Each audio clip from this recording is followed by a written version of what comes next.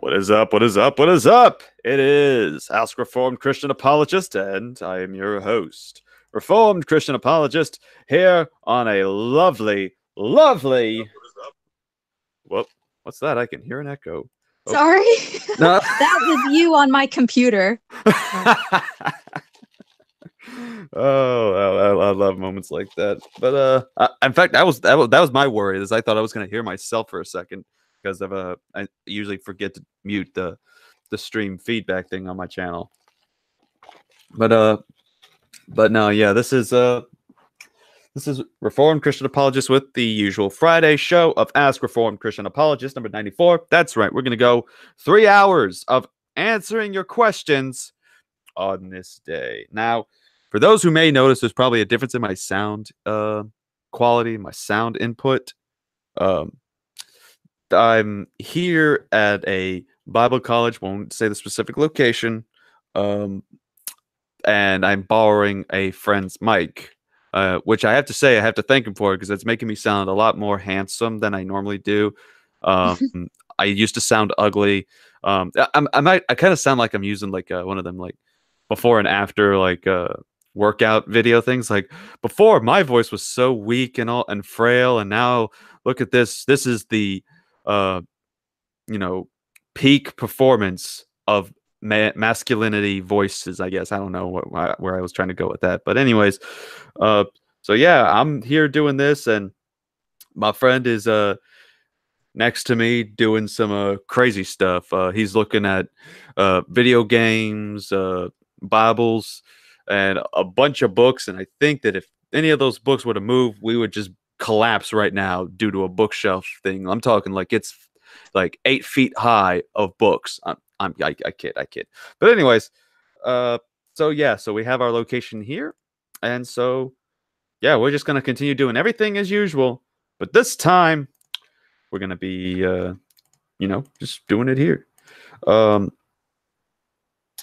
Okay, I got someone that has joined. Says send the call link on Discord. I'm just gonna send it in the Hangout thing because I don't trust putting that out in the Discord thing due to everything that's happened when we just put stuff like that in the public. All right. And before we begin, I just want to also mention a little funny story I just saw. Of course, Logan Paul is a very controversial figure, and apparently he just got into something that receiving backlash for saying that he will, quote, go gay for a month. Well then, I don't know what you're trying to accomplish by, quote, going gay for a month, but okay. Whatever suits that, I guess. I don't know. Logan's an interesting individual.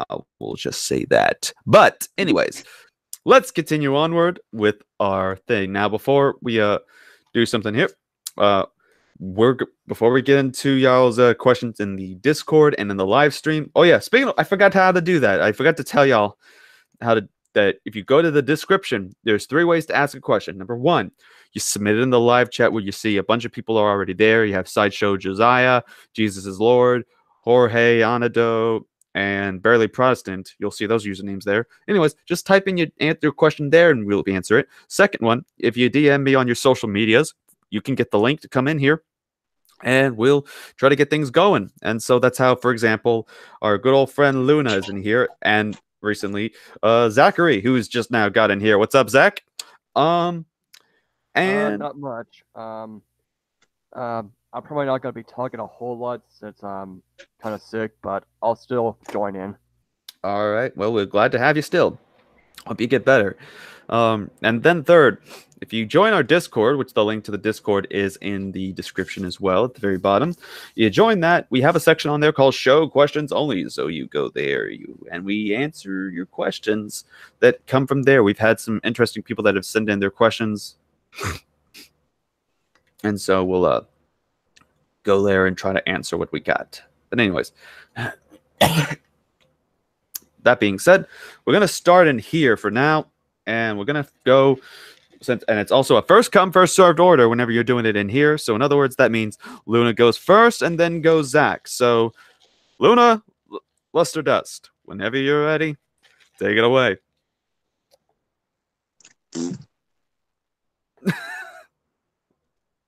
Was that a? Sorry. Was that a? I don't know why I did that. It was funny. It was funny. I'll give you that.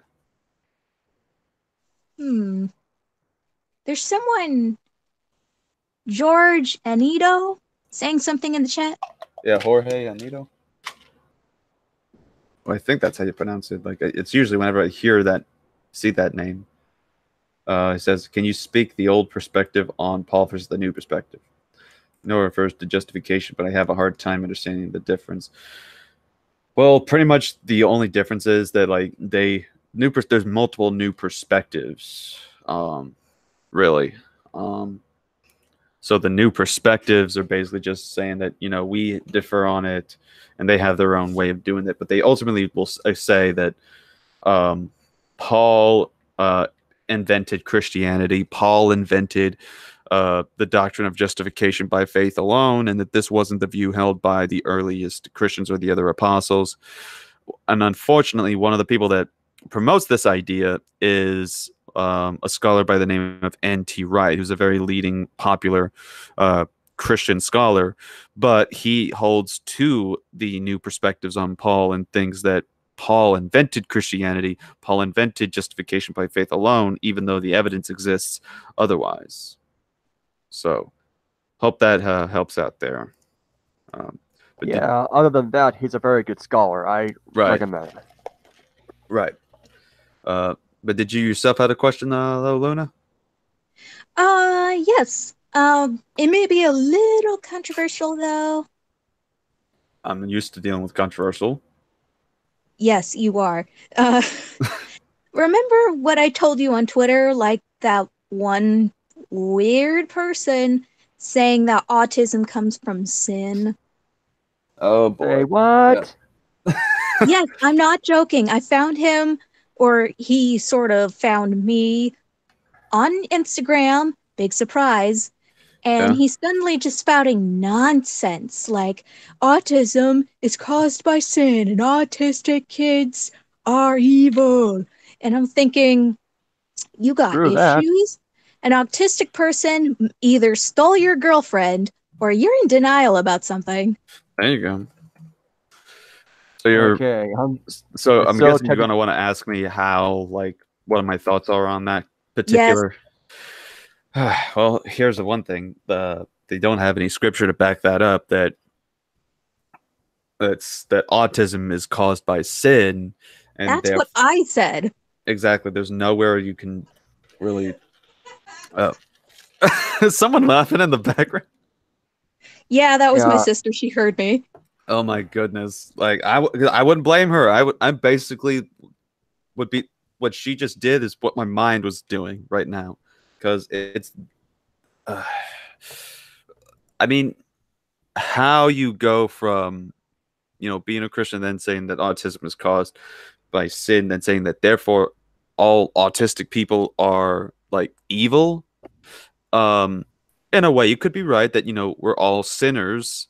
But if you're saying like an absolute evil type of thing, like as in like a devil race kind of thing, yeah, good luck trying to show that from the Bible. Good luck trying to show that from church history. Good luck trying to show that in general, because you won't really find that in there. So, and as Boris is noting in the live chat, he's heard crazier things, unfortunately. And so, well, who knows? Maybe we'll come across those one day. I'd stick. Yeah, I would. Something tells me that guy never came across Nick and Ellie Peters. I'd stick them on him. There you go. All right. Let's see here. All right. So, but thank you for your question, by the way. Thank you for answering. Hey, no problem. And hey, if you ever find him, I'm gonna make sure to make this a highlight. So you send him that, and you let him know what I said. So that being said, let's get to Zachary. Zach, my boy, how are you doing? Doing fine.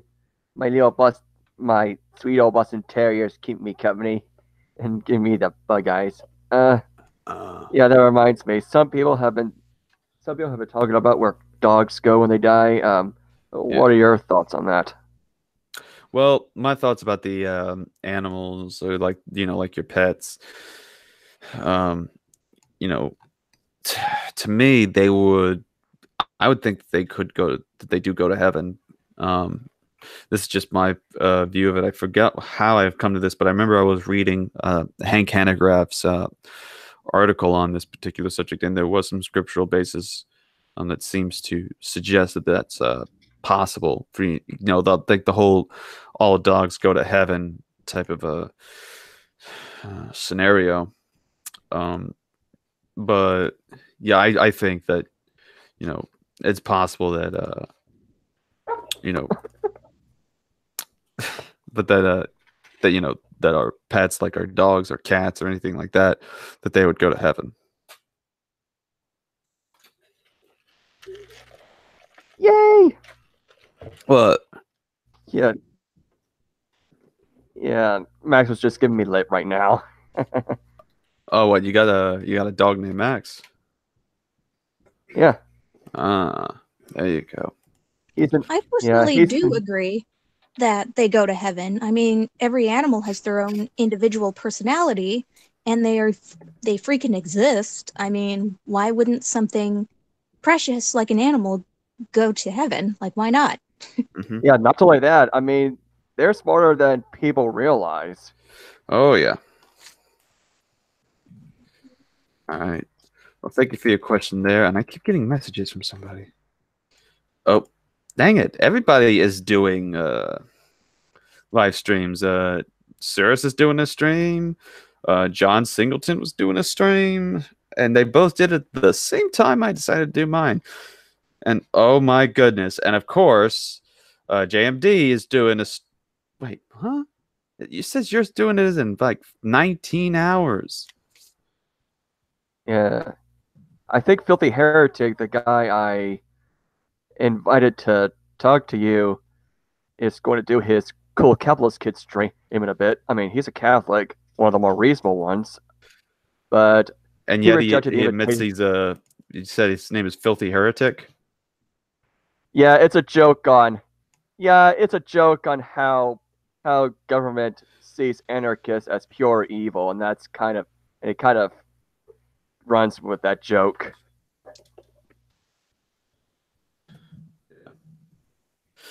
Anyway,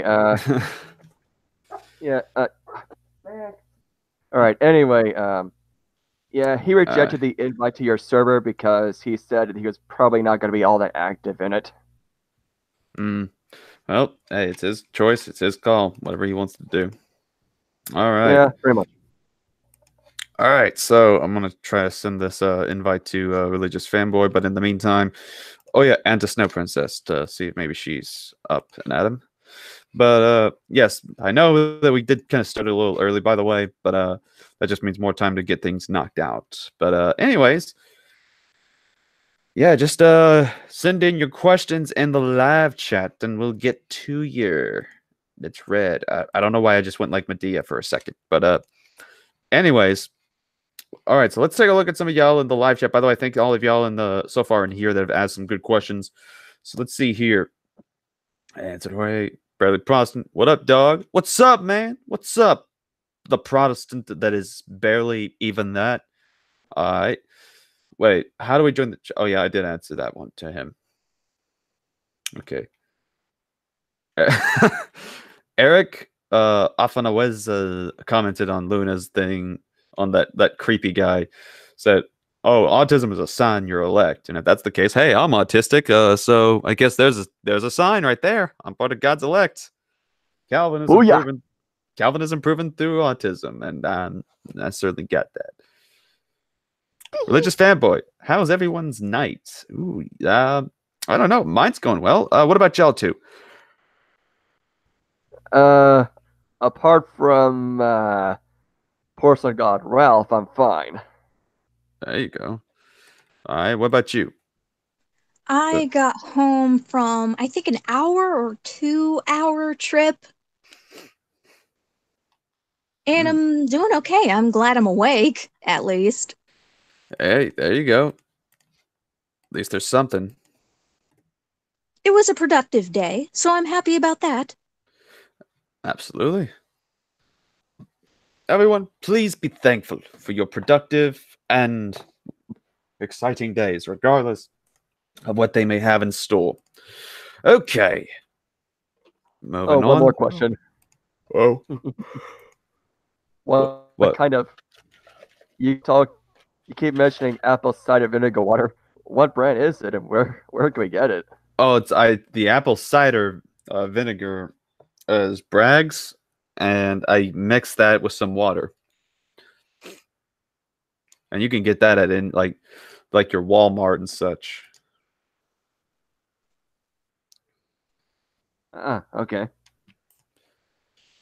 Yep. But anyways, yeah, definitely a good health product if you want to definitely stay on some energy right there. All right, let's see. Oh, well, Fairly Protestant. My thing's in the description on where you can find me on Twitter. My Twitter is Reformed. I'm gonna type it out too. That's my Twitter handle. Okay. Ah, welcome back, Sideshow Josiah. Oh yeah, Erica mentioned something I think I would agree too. Make sure if you do get apple cider vinegar that it says organic on it. It's none of that artificial stuff. Make sure I it's hate artificial cider. There you go. See, this is a professional right here. This is a professional kitty. All right, let's see. All right, let's see. Me Liz, have y'all heard about about Andy Stanley making round in the news?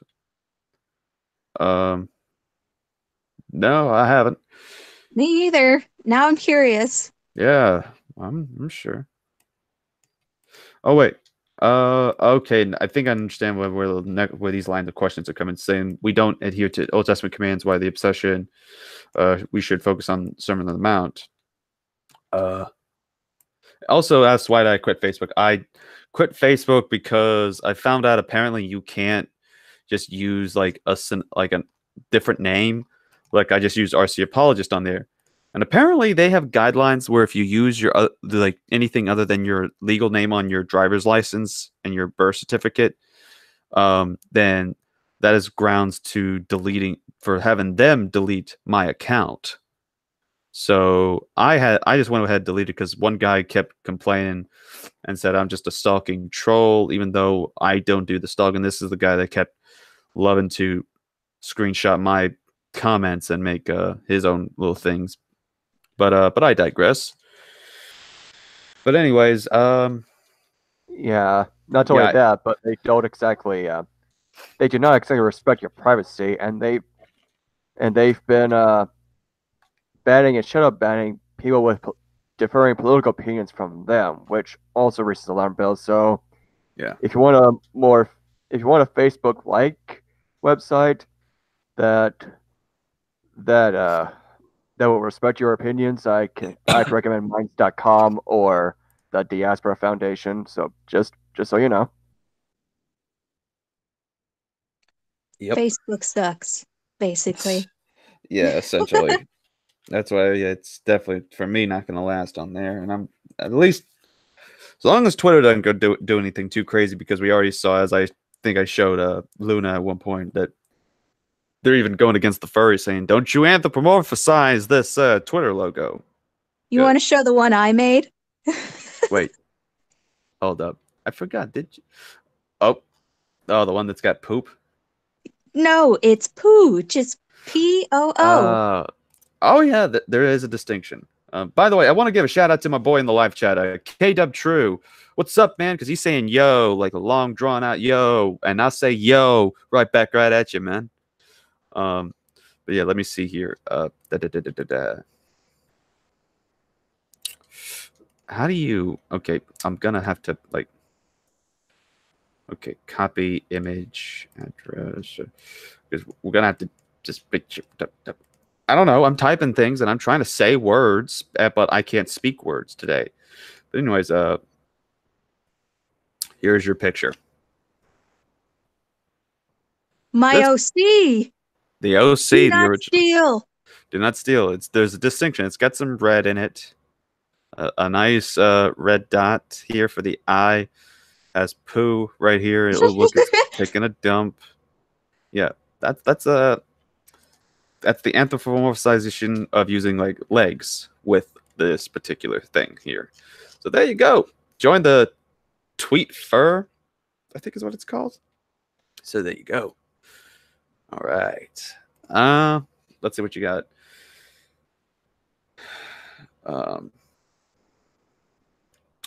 Okay, where was I at? Okay.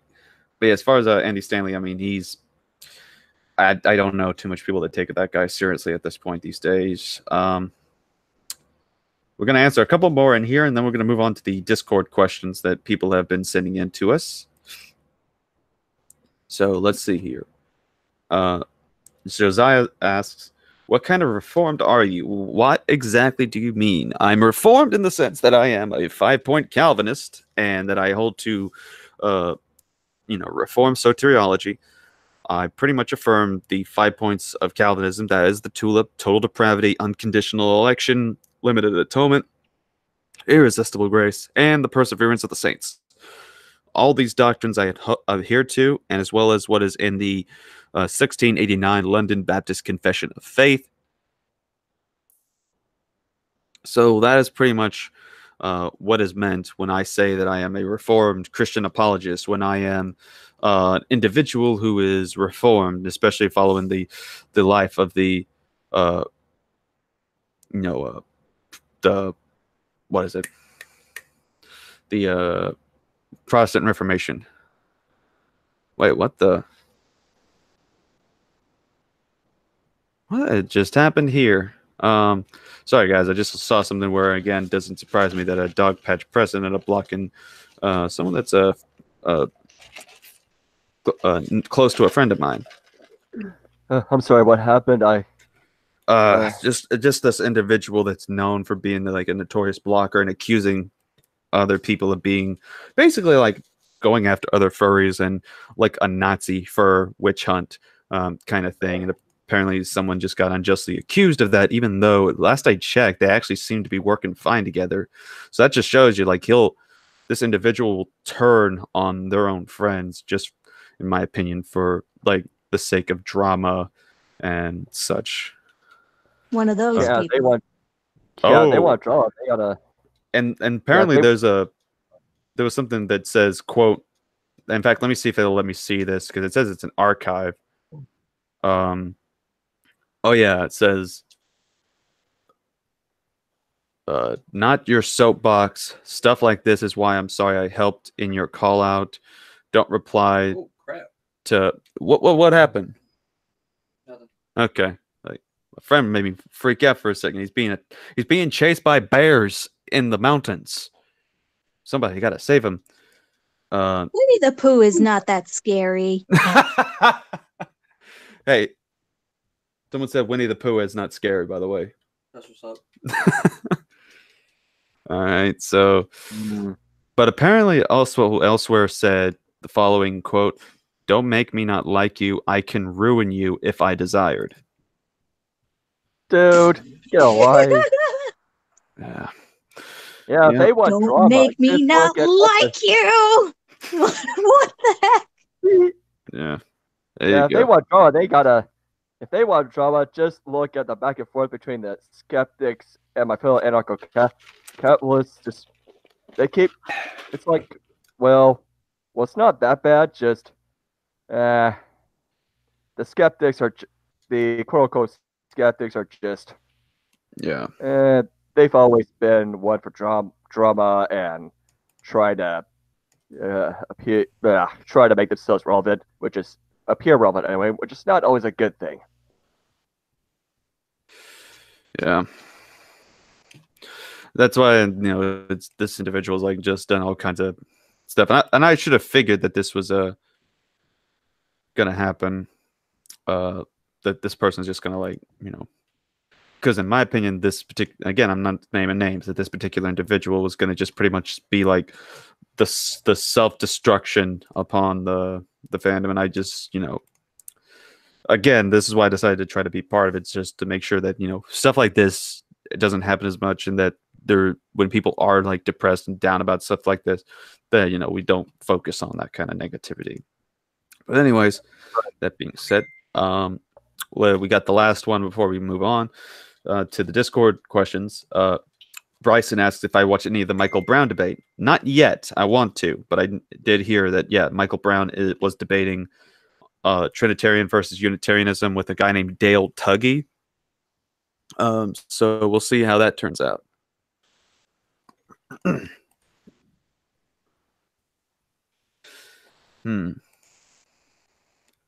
says I got a Twitter thing from Barely Protestant. Let me see here. What's your Twitter handle, Barely? Because I'm gonna have to try to find you. All right. Okay, that being said,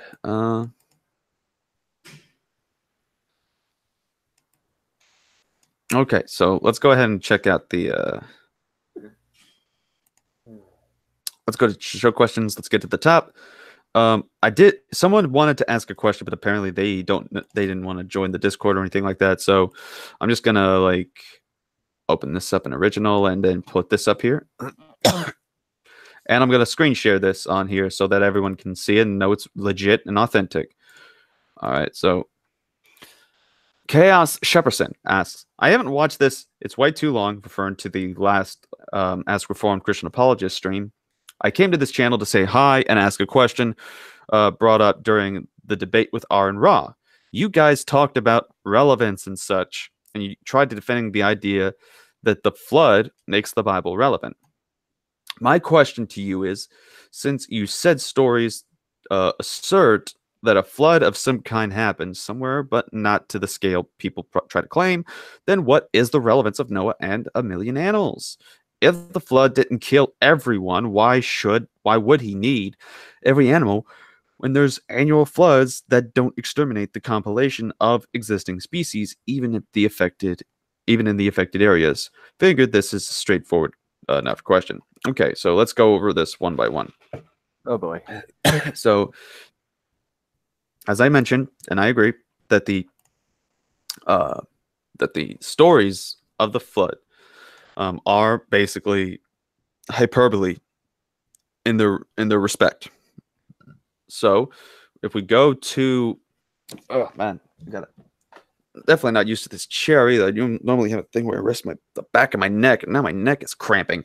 Okay, but anyways, yeah. So when we have it being hyperbole for the most part as a sort of an exaggeration, but even to them, they still thought it was real. And because the only world that they knew was that of the 10 area nations and such. But if it's not on the big scale, like, the global earthers thing, then what is the relevance of Noah and the million of animals? Well, as I mentioned in the debate, and as mentioned from John Walton in his book on this particular subject, that it's used to stress out the significance and the importance of such an event, and as well as how catastrophic it was to these particular individuals.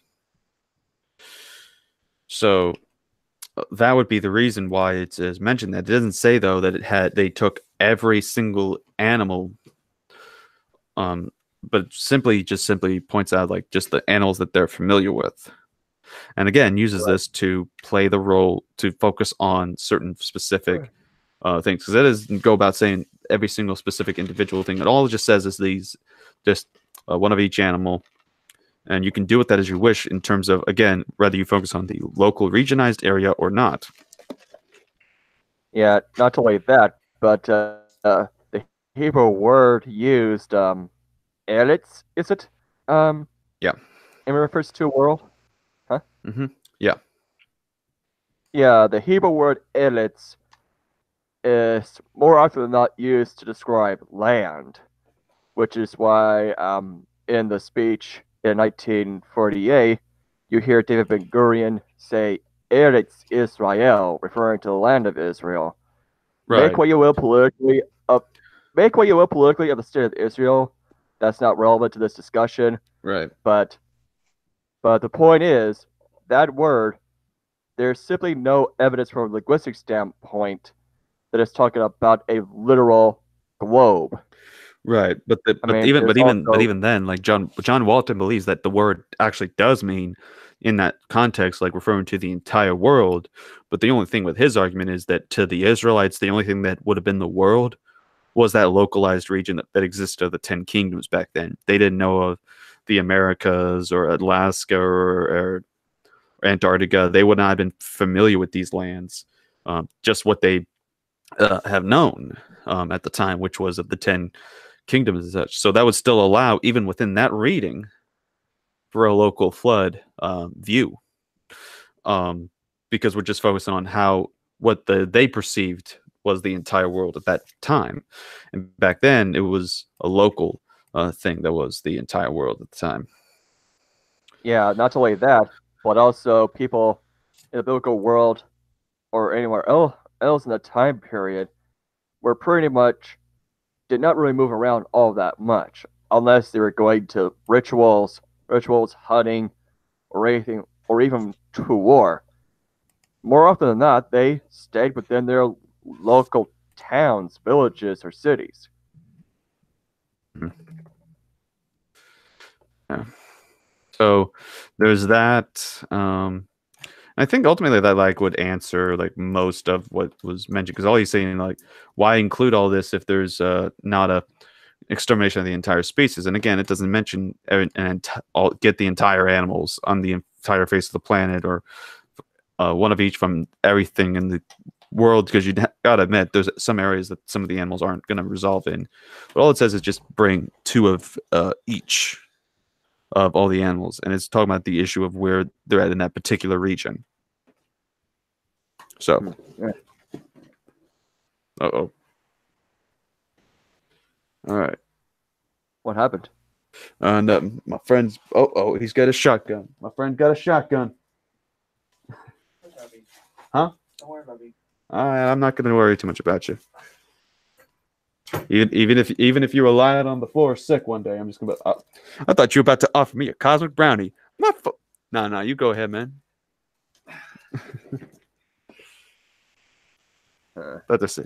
All right, so let's get to it. By the way, Barely Protestant, if that is who your Twitter thing I thought it was, I did send. Oh, okay. All right, so yeah, now it seems that it's working. I can't even understand the language of this tweet you sent me, sir. Okay, you know what? How about I just go ahead and just try to just get you the link, so that way you just don't have this weird texting.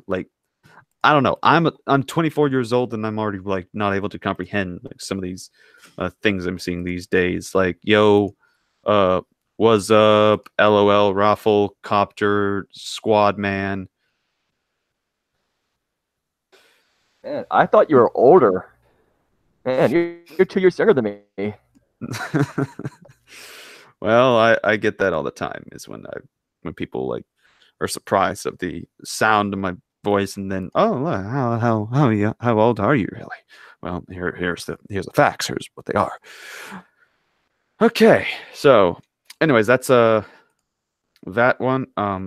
Let's go back to. Sorry about that. I want to make a comment, but I'm just gonna wait for a bit for that. Let's see here. The White Engine asks, the rapture is supposedly a 19th century invention, right? But it doesn't in 1 Thessalonians 4 allude to it. About the dead rising and spirited up in the air to meet God or something. In a way, I think that, that there is actually something that we would call the rapture that would happen, but it's just not like how the movies portray it. Like how the Left Behind does it is definitely something that's more modern and new. Um, we just mentioned his name earlier. I would suggest some stuff that N.T. Wright has written about it, because he has addressed the subject and pointed out where, historically and biblically, it's a lot different than our modern day traditional views of it, based upon what we see in literature and what we find in movies that are posted out in these days. And I am just falling in love with the graphics of this game that my friend is playing. Like, I'm seeing, I thought it was like stars, like shooting spike. What was it? I think it's Assassin's Creed Odyssey. Yeah.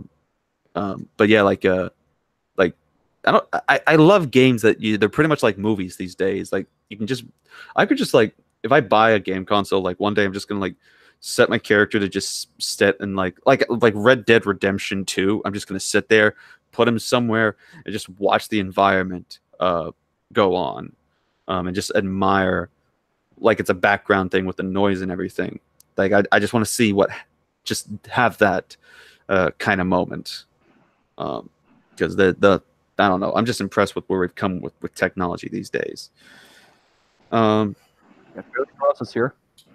Yeah, Belly Proston's here. Yeah. So. Hello. All right. So, but yeah, like I would say that there is a rapture. It's just that in terms of the actual like talking about of it, it's just not what we know about from like the modern concepts that we get about it through movies and books and all that. It's specifically what we find in the Bible. So, that being said, thank you for your question, Engine. All right, let's get back into here, folks. Yeah. All right. So, starting again, remember, it is first come, first served in terms of the order. So, Luna, you are the next one to ask the question. So, take it away when you're ready. Sorry for muting for a little bit. No, you're good. You're good. I had a question. What was it? Oh, since I turned 21 last month in December, would it be wrong if I at least tried alcohol? Well, really, I mean, drink like not necessarily. Well, like here's the thing, I actually, and this is where if you ever get a chance to check out my video on this, because I did a video on alcohol, the Christian and alcohol, a biblical analysis is what it's called. And so, what was it? Was I still? Yeah, I was still a Christian anarchist at this point when I made it, but it goes over all the claims and the objections that are used, and go into the Bible and scholarship to prove the point. Really, it doesn't say anything about drinking alcohol is a sin, because you have verses like saying Ephesians 5:18, and be not drunk with wine wherein excess, but be filled with the Spirit. But then you have other verses like drink no longer water, but use a little wine for thy stomach's sake. And that's 1 Timothy 5:23, by the way. Proverbs 31:6, give strong drink unto him that is ready to perish, and wine unto those that be of heavy hearts. So there are verses. There are verses where alcohol is being, having sort of a negative view, but then there's also positive view. And what's the difference between the two? The difference is that it's the issue of being drunk. All the condemnation verses are about it being drunk. So having a bit of alcohol, sure, as long as you don't get drunk off of these things, because as long as you're still a bit of a, somewhat having a sobriety type of mind, or like at least just a little calm thing, but not a complete, drunken state. That's what it's talking about, is that don't be drunk, don't be a drunkard. But you could still, of course, because even back then they consumed alcohol. What do you think was in the what do you think Jesus was serving? He said that this is my blood. Grape juice. Yeah, there you go. It was Jesus' blood being purple. It's grape juice, folks. But yeah, like I'm never ever getting drunk. It just seems like a Right. gross idea to me at least. I mean, if someone Right. else is drunk, fine, I'll help them out, not do something stupid. But for Yeah. me, I am not really interested in getting drunk. Yeah. It's Yeah, not what worth you said it. about, I'm sorry. What you said about Proverbs reminds me of that punch bowling video James Patrick Holding made, where the funny atheist tried to misconstrue that proverb as some sort of divine command to give free booze, and Holding just nailed it. Yeah. So, but yeah, like that's ultimately my answer. You know, you can have some, just don't get drunk off of it. No way. There you go. So, smart girl. I like this girl. I like you, Luna. All right. So thank you for your question. Let's head on over to Zachary. Let's see. Okay, what question can I ask?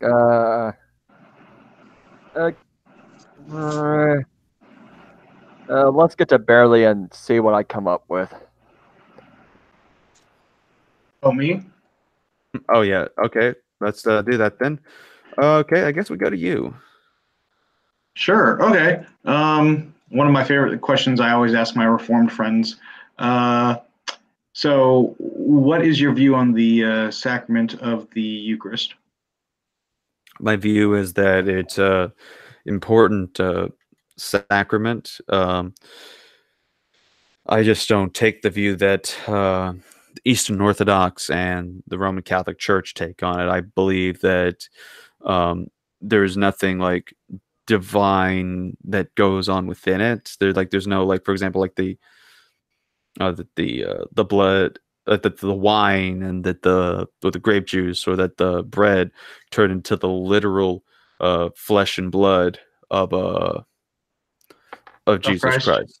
Right, or that it has. Would you take Calvin's view on it though? Kinda. I mean, I looked into the instrumental view of it, which is confusing for a lot of people. That basically there is some that it's not really the blood or the view or the flesh of Christ, but there is basically like it's the instrumental. Like it's basically like, you know, the whole distribution of grace. And so this is one of those common graces that applies to the believers through I nearly knocked the mic over. That applies through, you know, the Lord's Supper. So I think that this indeed is an important thing to happen, especially since it's part of a Christ's commandment to do this in remembrance of me. So we do this to, you know, hold him in memory, and this is what was done throughout the early church and was always done in just that form. It wasn't in recognizing it was, you know, the blood and the flesh of Christ in its literalness, rather however particular view you take within the Eastern Orthodox or the Roman Catholic view, or even Luther's view, which I don't think necessarily is always like bad, but I do see some slight flaws with his particular interpretation. But yeah, I would say I hold to Calvin's view. Okay. I think I got something now. Thank you for your question, by the way, Barely Protestant. Sure thing. Yeah. The interlinear Bible I have right now uses the Textus Receptus, which is not as early as I'd like, since there are earlier ones like the Alexandrian text. What interlinear Bible would you recommend that has the Alexandrian text? Ooh, that's a good question, because I don't really know of any that has the Alexandrian text specifically within it as in the interlinear Bible. I think you'd have to find and discover those as you go along. But as far as like, because I've tried looking, and that's the really the one that's really popular is like that pea green one. So Yeah. All right, I'm trying to Oh wait, I can just go to Twitter because that's where she's at. Angelicat wants the link, and I'm about to give her the link. So Yeah, where is this? yeah. As long as we don't have King James I in here, I'll be fine. Yeah. Well, hey, maybe you never know what will happen. So be on your Yeah. guard. Yeah. The Puritan / Pilgrim of me, he really, really, really despises King James I for what he did to my ancestors. Yeah. Oh, Be gone! there you King go. James do to your ancestors?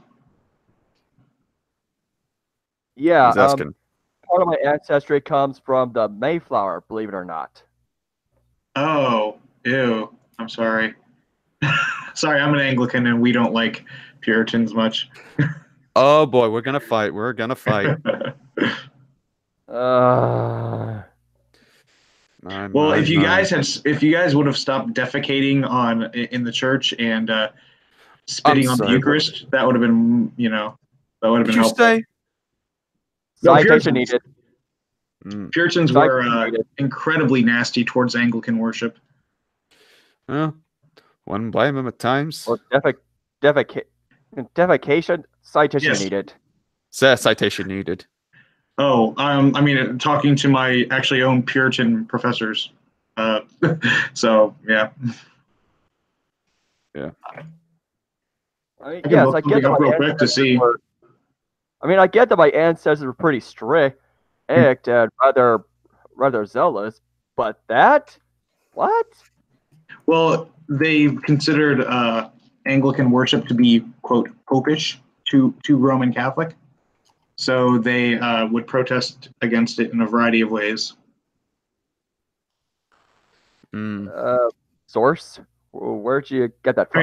I mean, this is stuff talking to my professors who are not Anglo-Catholics at all, Right. I can look some stuff up right now if you want. Yeah, sure. You can leave the links in the group chat next to us. All right, I sent you the message directly on a Twitter Angelicat for you to come in.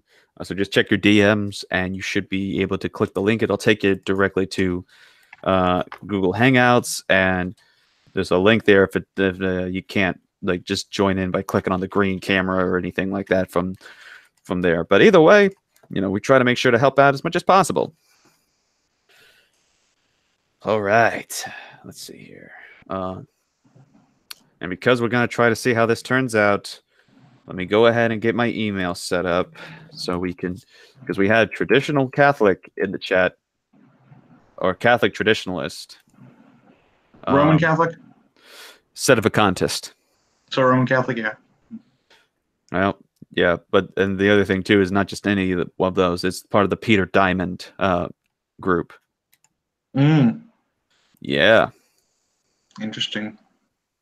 Indeed. So yeah, here it is. Catholic 7777. All right. Let me just put the link here. Yeah. And here we go.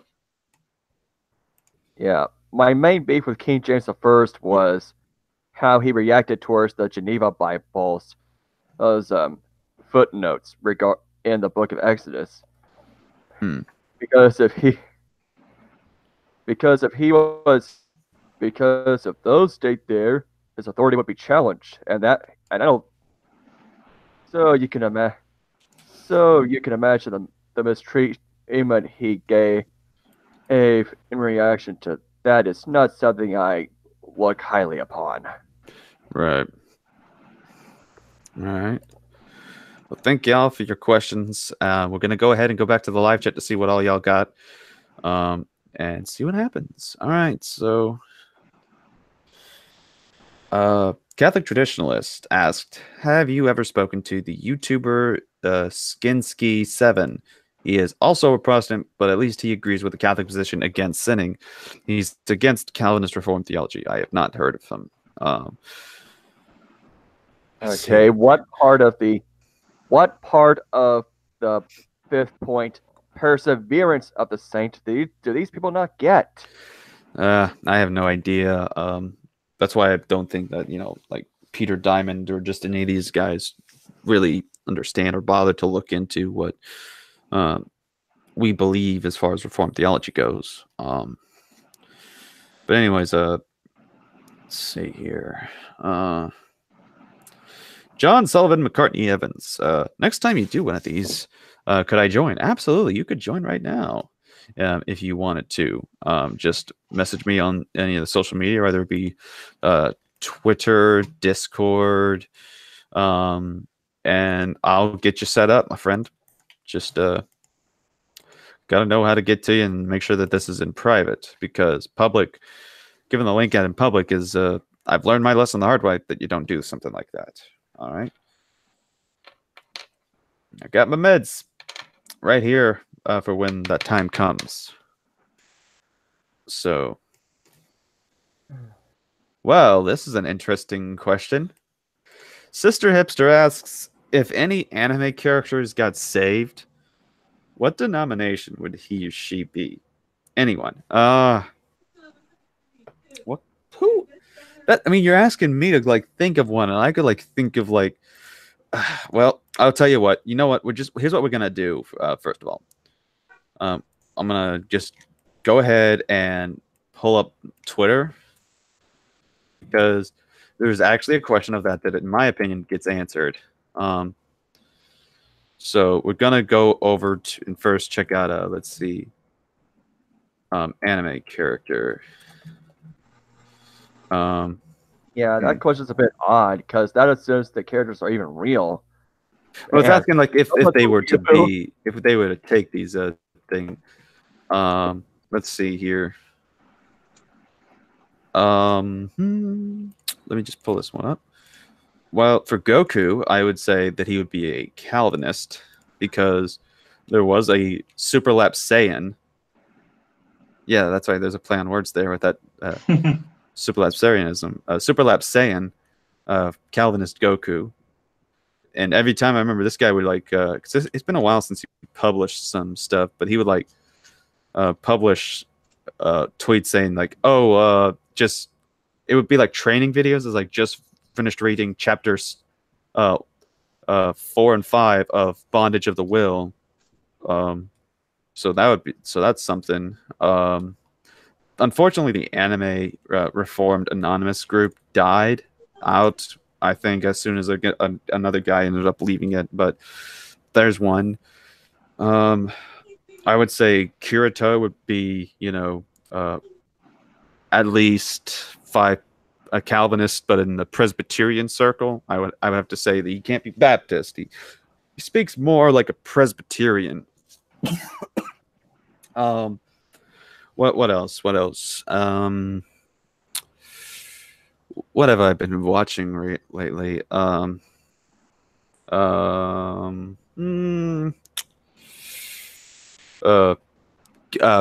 King from Seven Deadly Sins. I'd say that he would have to be. I'd say he had to be a Southern Baptist, in my opinion. So there's one. How about this? Elric. Huh? Edward Elric. Well, let's face it. He's going to be a Reformed Baptist. He's going to affirm the. He's definitely got the anger for it. Yeah. Yeah, he does. And I don't know, Alphonse, he would probably join in, or there would be the split between them two. It's like one day they decide they get into a fight is because how is baptism done, and are infants allowed to be baptized? That's what'll get the whole fight going between brothers. Oh yeah. Someone said Inuyasha would be an Arminian. I could see that. You know what? I'll give Inuyasha. I'll say he's a Wesleyan. I'll say he's a Methodist. Vegeta, independent fundamentalist Baptist, because he's got the vocal range for it. Where would Amuro Ray fit in? Who? Amuro Ray from the original Mobile Suit Gundam. Ooh, I haven't seen that, so I can't really comment on that. And see, Majelicat has joined the Hangout thing itself, just waiting for her to pop in, because that will be fun. So I wonder what her, which one she would think of that would be an interesting take. But yes, so yeah, I guess there would help out a bit with that. That was a weird question, but I love it. I love that. All right, so what was that? Sideshows Josiah said Methodist Inuyasha was what I was low key thinking. Well, great minds think alike, you know. Okay. All right. So Sideshow Josiah. My next question: how did you come to know Christ? What are your testimony? Okay. So my how I came to know Christ would be when was in high school. I, of course, had been someone who believed in like some stupid ideas. One of the main ones that was affecting me was that I was involved in like this perfectionist mindset. I thought that, people had to be perfect, and if you weren't perfect, you were scum, you were at the bottom of the bottom, you were low, you needed to be exterminated. That was basically the kind of thinking I had. And when that happened, I then realized, that's I wasn't corrected until I heard the gospel, which happened on Easter of 2013. We were eating and having a nice meal, and we found out that the Bible miniseries was going to be on the History Channel. So we turned it in for that because, hey, we understood, at least my folks did a bit. They knew the religious significance of that particular holiday that we were eating on. And so I decided to, during that, think about the question and ask my my grandpa on my stepmom's side of the family, why did Christ die on the cross? Like, why was he placed there? And he, gave the answer that Christ died on the cross for us sinners, so that all the sin that we did, we wouldn't have to pay for it, but that Christ paid for that sin for us on our behalf, so that we could be forgiven and live eternally. And that message just shocked me right there, like, because it contradicted my mindset as well as how I viewed Jesus. I thought he was the same as me. So anyways, I get done eating and I go to my room and I start contemplating about all that what I had heard and thinking about it. Then I felt that conviction, that moment of the Holy Spirit in me, and would start to feel like Niagara Falls level water trickling down my cheeks. So I as I did that,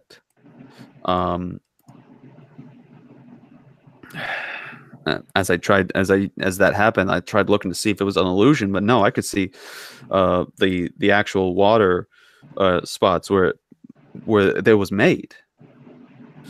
So I knew that it was real at that point, and it was that moment I decided to give my life over to Christ and begin looking into the Bible more. And that's ultimately how I came to know Christ and how it came to know the Lord, was that moment. So thank you for your thank you for that. All right. Whew. And all right, so hold up, because Mangelicat, I don't know if Mangelicat checked the Hangouts, but go check the Hangouts again. And I left a link where you can click on the thing to join in. If you can't just simply like click on the green camera thing. So it should help out there. We'll just see. Let's see here. One more question from the chat. and then we'll go back into live chat or where you guys are. All right, so Rail Rexorus. By the way, is my volume a little off when I'm doing this, when I'm talking like this, folks? Your volume sounds all right. All right, just making sure, because like I said, I'm still trying to deal with this new mic. She's here. Borrowing for one day. Huh? Oh, hold up. I have to put my screen up so that way I can put her in broadcast. All right. Mangella Cat, are you there? Yes. All right. I like how there's as soon as it was you unmute yourself, it almost sounded like you're about to inhale to get ready for frustration. Then it's like, yes. It was like, yes. Just yes, I saved myself. Yay! Hey, she's a cat. Okay. She might have been hissing. Well, then you never know. There's two cats in here. Maybe they're fighting with each other. So yeah, we have so right now, and I don't know, who knows, maybe he'll eventually join up with us. But Mr. Ave Nova, if he comes in while Luna's still in, then that'll be, well, at this point, I guess technically 4 furries in one location. It'd be like a furry meetup at this point. Yeah. Except it's digital. Yay, the power of technology. Wow. Amazing. Yeah. If only we could have gotten Filthy Heretic on here, that would have been fun. Oh, don't try that now. Don't run it now. I don't know why I'm talking like I'm crazy, but then again, I am crazy, aren't I? I mean, Yeah. that's fake. Yeah, he's a furry / scaly. Oh, His avatar is a lizard. so that's what you meant by that.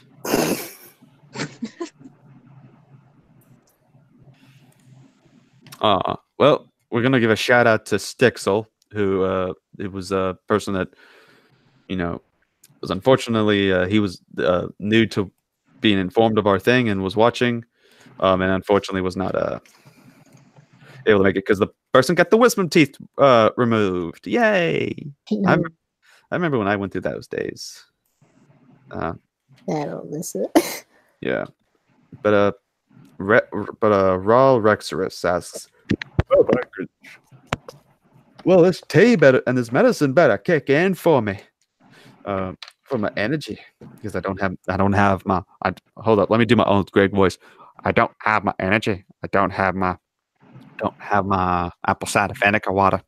I'm all Greg. Nice to meet you. Dude, I'm just as dead. Patrick. Oh, hold up. Oh, come on, Patrick. Yeah, I forget who did the voice of Donald McConnell. I think that's based on the sound. That's the guy that owns Lutheran Hans. Satire. I'm pretty sure Hans. it is Hans. Yeah, Hans Frein. Hans Vian. Yeah, Hans Fien. Yeah. All right. But yeah, Raul asks, if after death we are all going to be judged according to whether or not our names in the Book of Life, should we try to give our children very common names? No, because that's not what it's based upon, and specifically just having a certain name.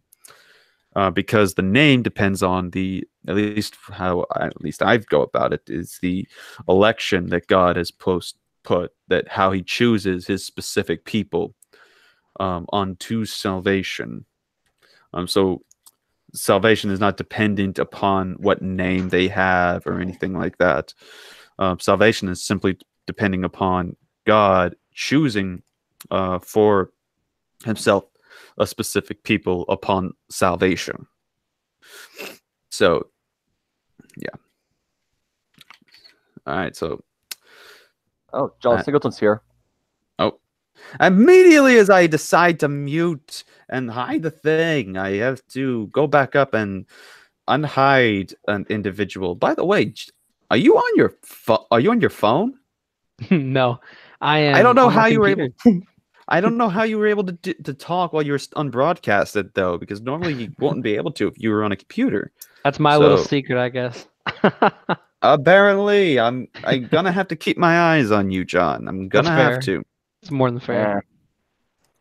All right then. Oh, Zachary, I'll get to you later, my friend. I was like, yeah, Oh that boy. is. Oh boy. I'm just Yeah, he kidding. answered one of the questions I put in the Discord Oh yeah. He's from his perspective. I was Well, like, bro, you he's- got my Discord. You can come at me directly. there you go. Oh yeah. Hold up as I take my medicine real quick. And then we're just gonna go back in here. And we'll start with, again, first come, first serve order, which means the most awesome Luna Luster Dust gets to ask the first question. Because also ladies first. Yay! Okay. I was thinking about it like a second ago, and I can't believe it just went poof. Luna, I have to say, you have a lovely voice. Oh, thank you. You're welcome.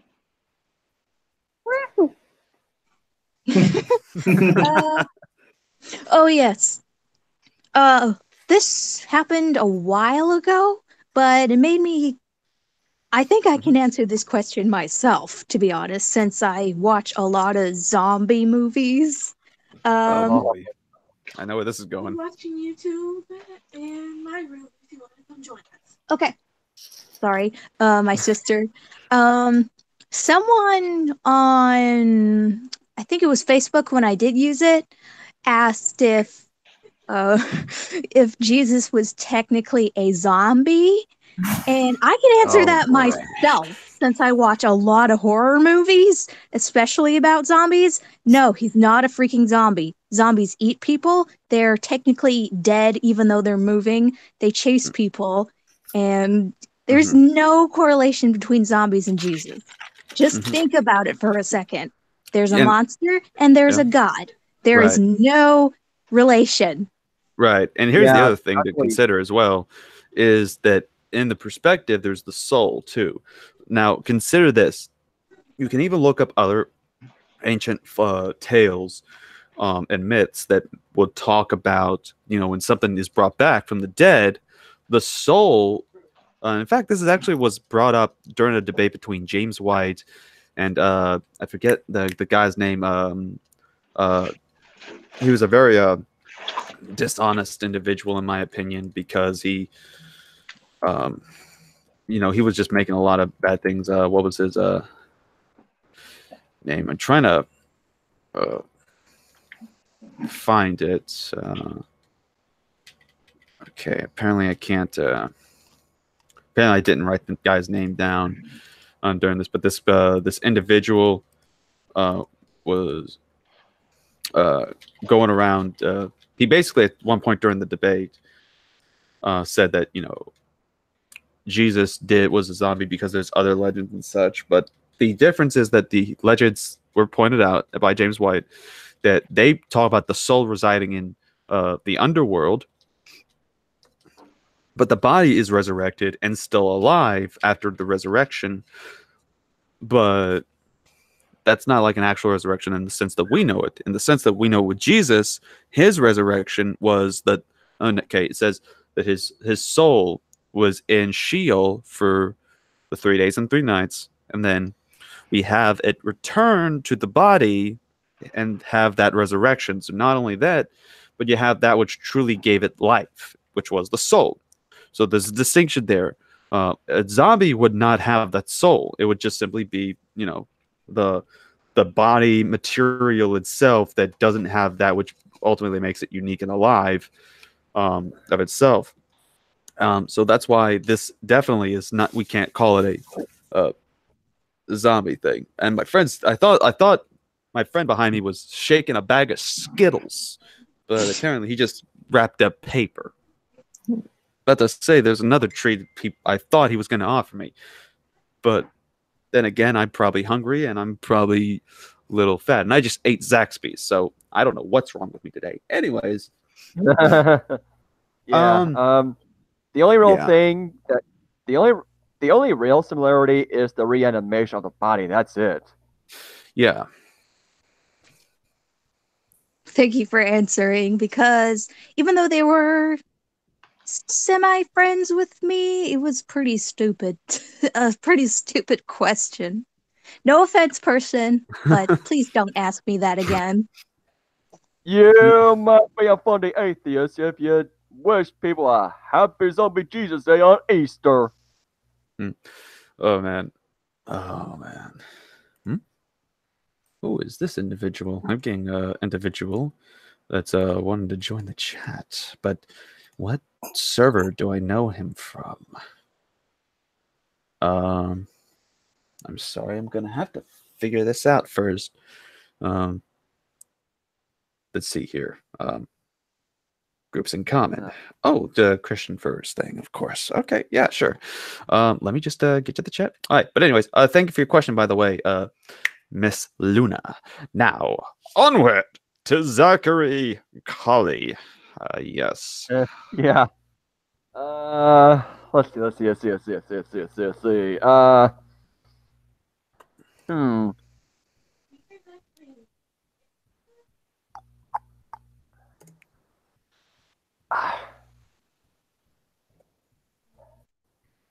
Running out of questions here. All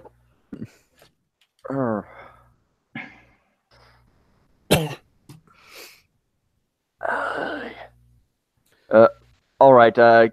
You don't have to be pressured with having to ask a question. Just feel free to, just. Oh, yeah. I mean, if you feel like you need others to, if you feel like you need to wait on your turn, again, feel free to let others go if you need to. Just whatever you want to do, man. What do you say to people? What do you say to the atheists that try to pull the whole "where's your other cheek" bit? I mean, a lot. I'll be honest. When I debate, I'm pretty passive aggressive, especially towards that sort of person. Oh yeah. To answer your question, John, I know RCA from. The main reason I know about him is because he's part of the cast for TikTok TV, Jay's Picture Holdings channel. So that's how I know him.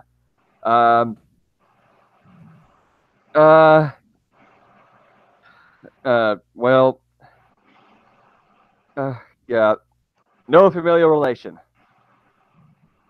Anyway,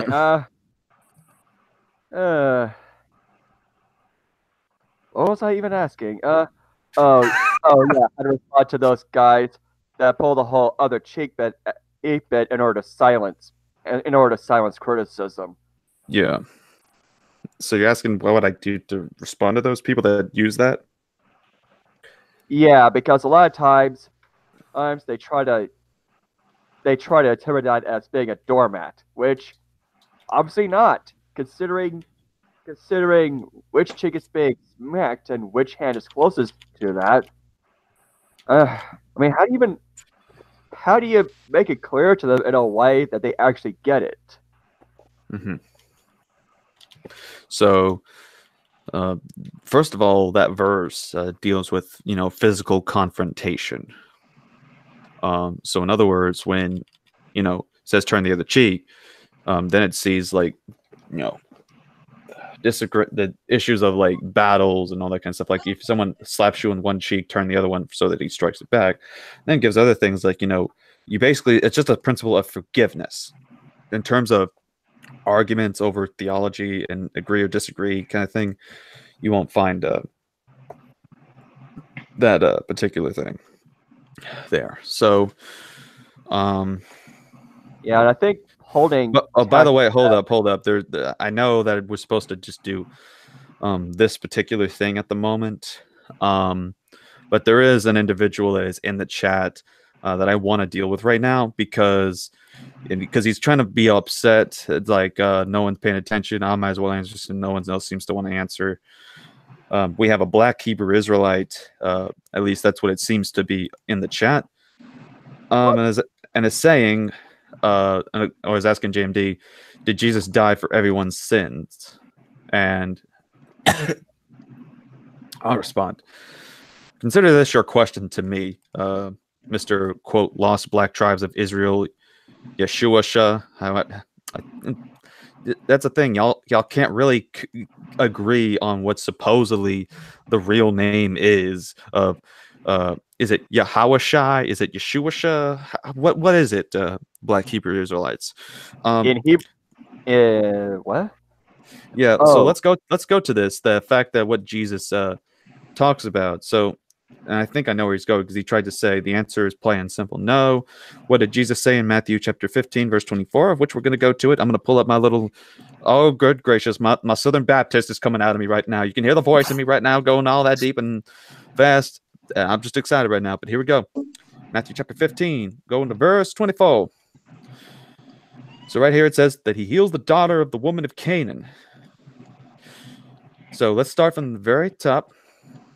And of course, they might disagree here because, they say that precept must be upon precept. But again, if you're going to do that, then we could just do that with your words as well. But anyways, Jesus went thence and departed into the coasts of Tyre and Sidon. And behold, a woman of Canaan came out of the same coasts and cried unto him, saying, Have mercy on me, O Lord, thou son of David. My daughter is grievously vexed with a devil. And also notice, I'm going to King James too, because they will probably be King James advocates.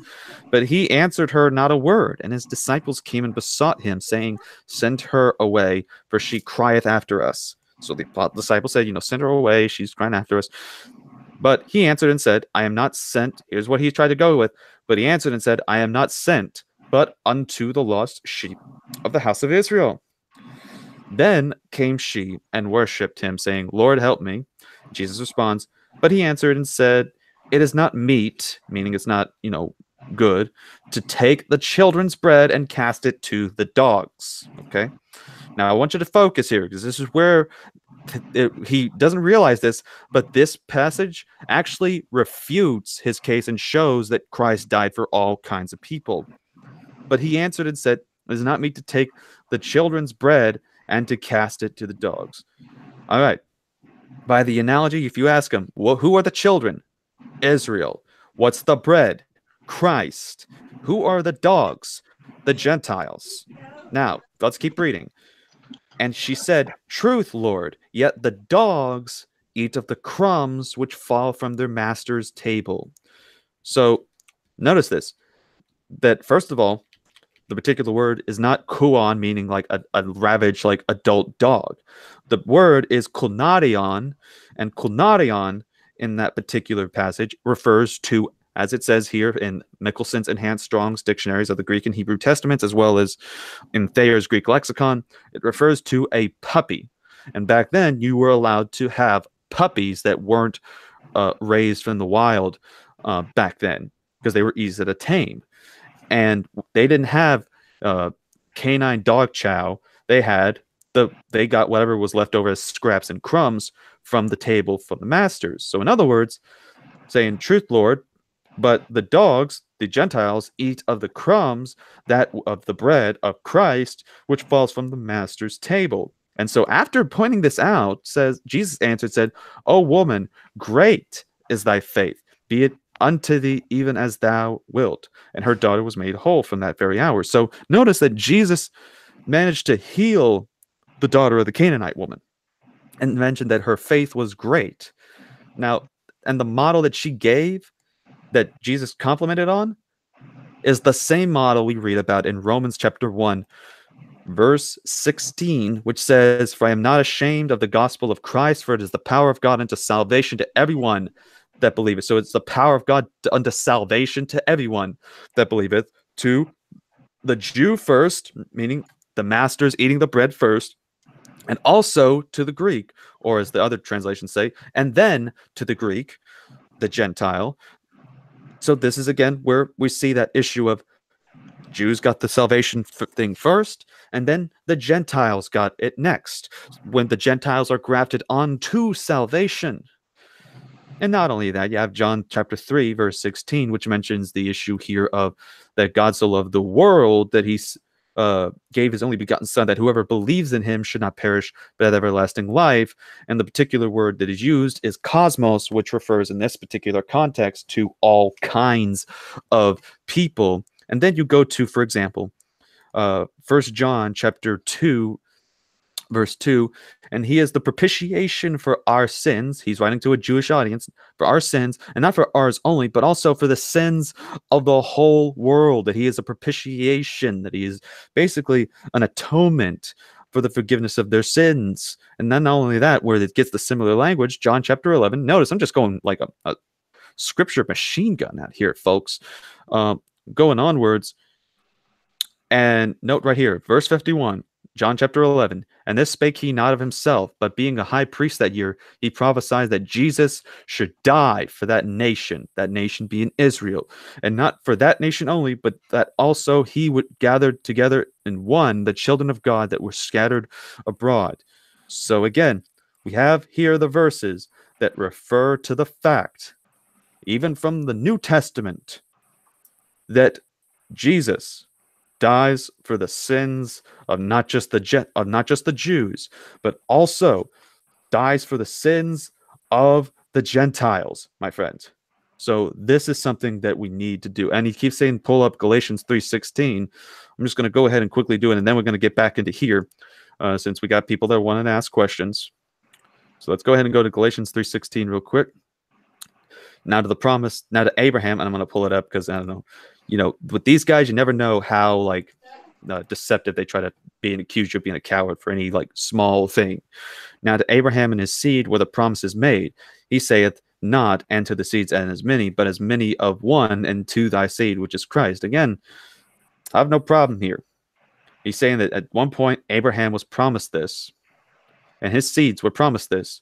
But again, there's also the grafting in of the promise, and Paul mentions that, as we see, because remember, Paul wrote Galatians, and so while keeping that in mind of the Jewish context, the Jewish audience, or the Jews that is mentioned of the promise, also mentions in Romans 1:16 that, is the power of God unto salvation to everyone that believeth, to the Jew first and also to the Greek. So in other words, if you are a Jew or a Gentile and you believe, then you have salvation, based on Romans 1:16, written by the same author of Galatians 3:16. So, glad to deal with these particular individuals. Oh yeah, I knew it. I knew he was going to do it. He said, "Put it on that screen, Esau." Yeah, you're gonna keep calling me Esau. All right, whatever, boy. Oh, come on. Okay, I'm so tempted to. I am so tempted to curse like a sailor right now. Don't give into the flesh just because of this guy. He's starting to spam. Oh yeah, I know what arguments they're referring to. I came across these Black Hebrew Israelites on the street downtown a couple times. They kept trying to. They kept trying to appeal to how Esau would not inherit Abraham's estate and all that, and then make a little false equivalency. It's to the pigment of skin and being pink. What the heck is the relevance of that? I don't get it. I really don't get it. Mm-hmm. Yeah, it's to them. It's just this old thing. I don't know. It's definitely crazy. That's for sure. Oh, we got 10. At least it said it was 10 minutes ago. Well, we're probably going to be joined by more than just the usual furries today. Nick Knack Fox has just entered. So I'm not being considered a furry. Huh? I hope I'm not being considered a furry. Well, that depends. Do you like anthropomorphic animals? It depends on the animal, but then I don't like the culture associated with furries.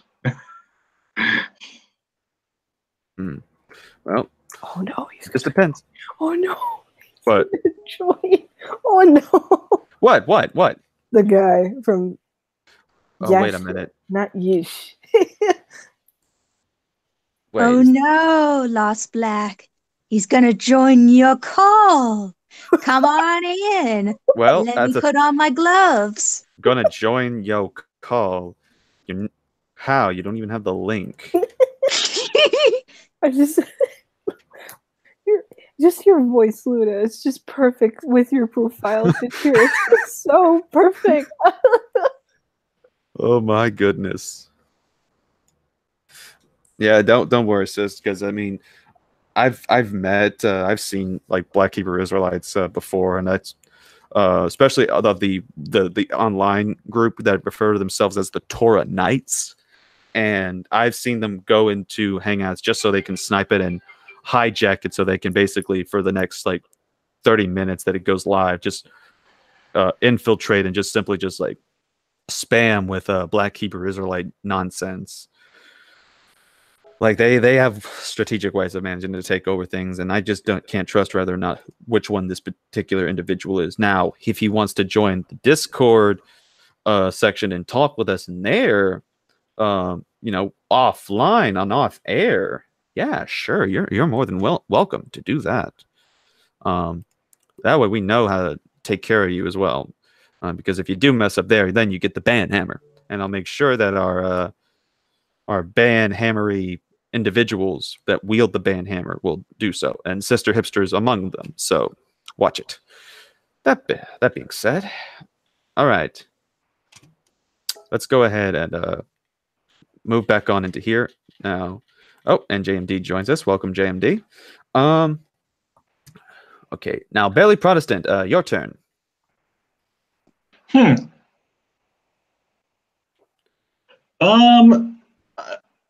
You know I have a podcast, right? I think I did not know that. I don't think I really did know that you had one.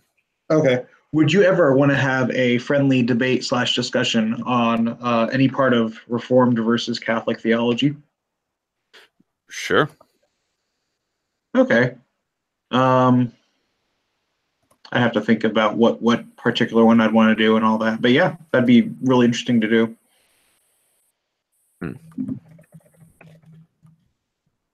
All right. Well, thank you for your question there. Let's go to Mangelicat. Okay, let's see.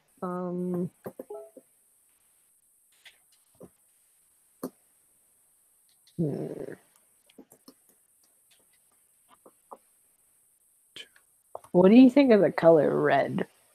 One of my favorite colors. In fact, that was actually an interesting thing. Me and a friend of mine.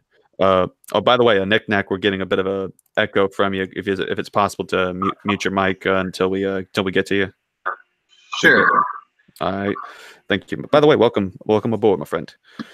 Let's see. But yeah, me and my friend that is in here with me, we were actually having a discussion because like I don't know how it got brought up. It's like, what's your favorite color? I'm like, red, and we just both said red. So I mean, it's a favorite color of mine, and I mean that's really I think all I could say about it is that it's just one of my favorite colors. Yeah. So thank you for your question, Mangelicat. All right, so now we're going to get to some of the newbies. So that means Anchored Alliance Evangelism, followed by JMD Apologetics. Then I'm a newbie? I was like, am I a newbie? In the order of when you just showed up. Like, Oh, I thought you meant like a newbie to the Ask RCA. It's just like, I've been on here, I think, since May. Well, we do have one guy that by that standard would be an actual noob, and that's the finisher, Knick-Knack here. Knick-Knack, Paddywhack. Give a dog a bone. Yes. So there we go. All right, so yes, that's me. There you go. All right, so Anchored, what is your question? All right. My question would be, this is a little bit of what me and Zachary were talking about, and I think he wanted clarification. So, because in Calvinism, I'm not going to do a whole lot on it tonight, but since God preordained everything to come to pass, do you hold that God made it to where the Israelites would basically betray him and be cut off for 400 years, and that they would like disobey his commandments and sacrifice to Moloch? Like, did God make it to where all those things would happen? Definitely. Yeah, I mean, I believe that God has preordained and predestined everything that occurs based on my particular theological view. So, I mean, I think that everything that exists and everything that happens happens for a particular reason. Can I ask you real quick about what your position of compatibilism would be, and see if I understand the Calvinist position on that would be? Well, we'll hold up first. Was that all you wanted to ask, John, or was there more that you were trying to get there? Well, yeah, I think that you did answer the question to my satisfaction, and we Okay. could talk more about that another time. But yeah, that answers the question. Okay, just making sure, because I noticed that as soon as I gave the answer, then JMD entered in. But yeah, yeah, rudely interrupted. Just kidding. I'm just joking. Well, you should be open-minded, but You're always trolling me, so I thought I'd give you one. oh boy. I'm All the right. ultimate troll, so. All right, so JMD, what is your question? Well, that wasn't my original question, but I guess we could come back to my second question. But I guess my first question would be, so would you say that one does the greatest desire they have, and then God would give them that desire, and that's the choice they would make?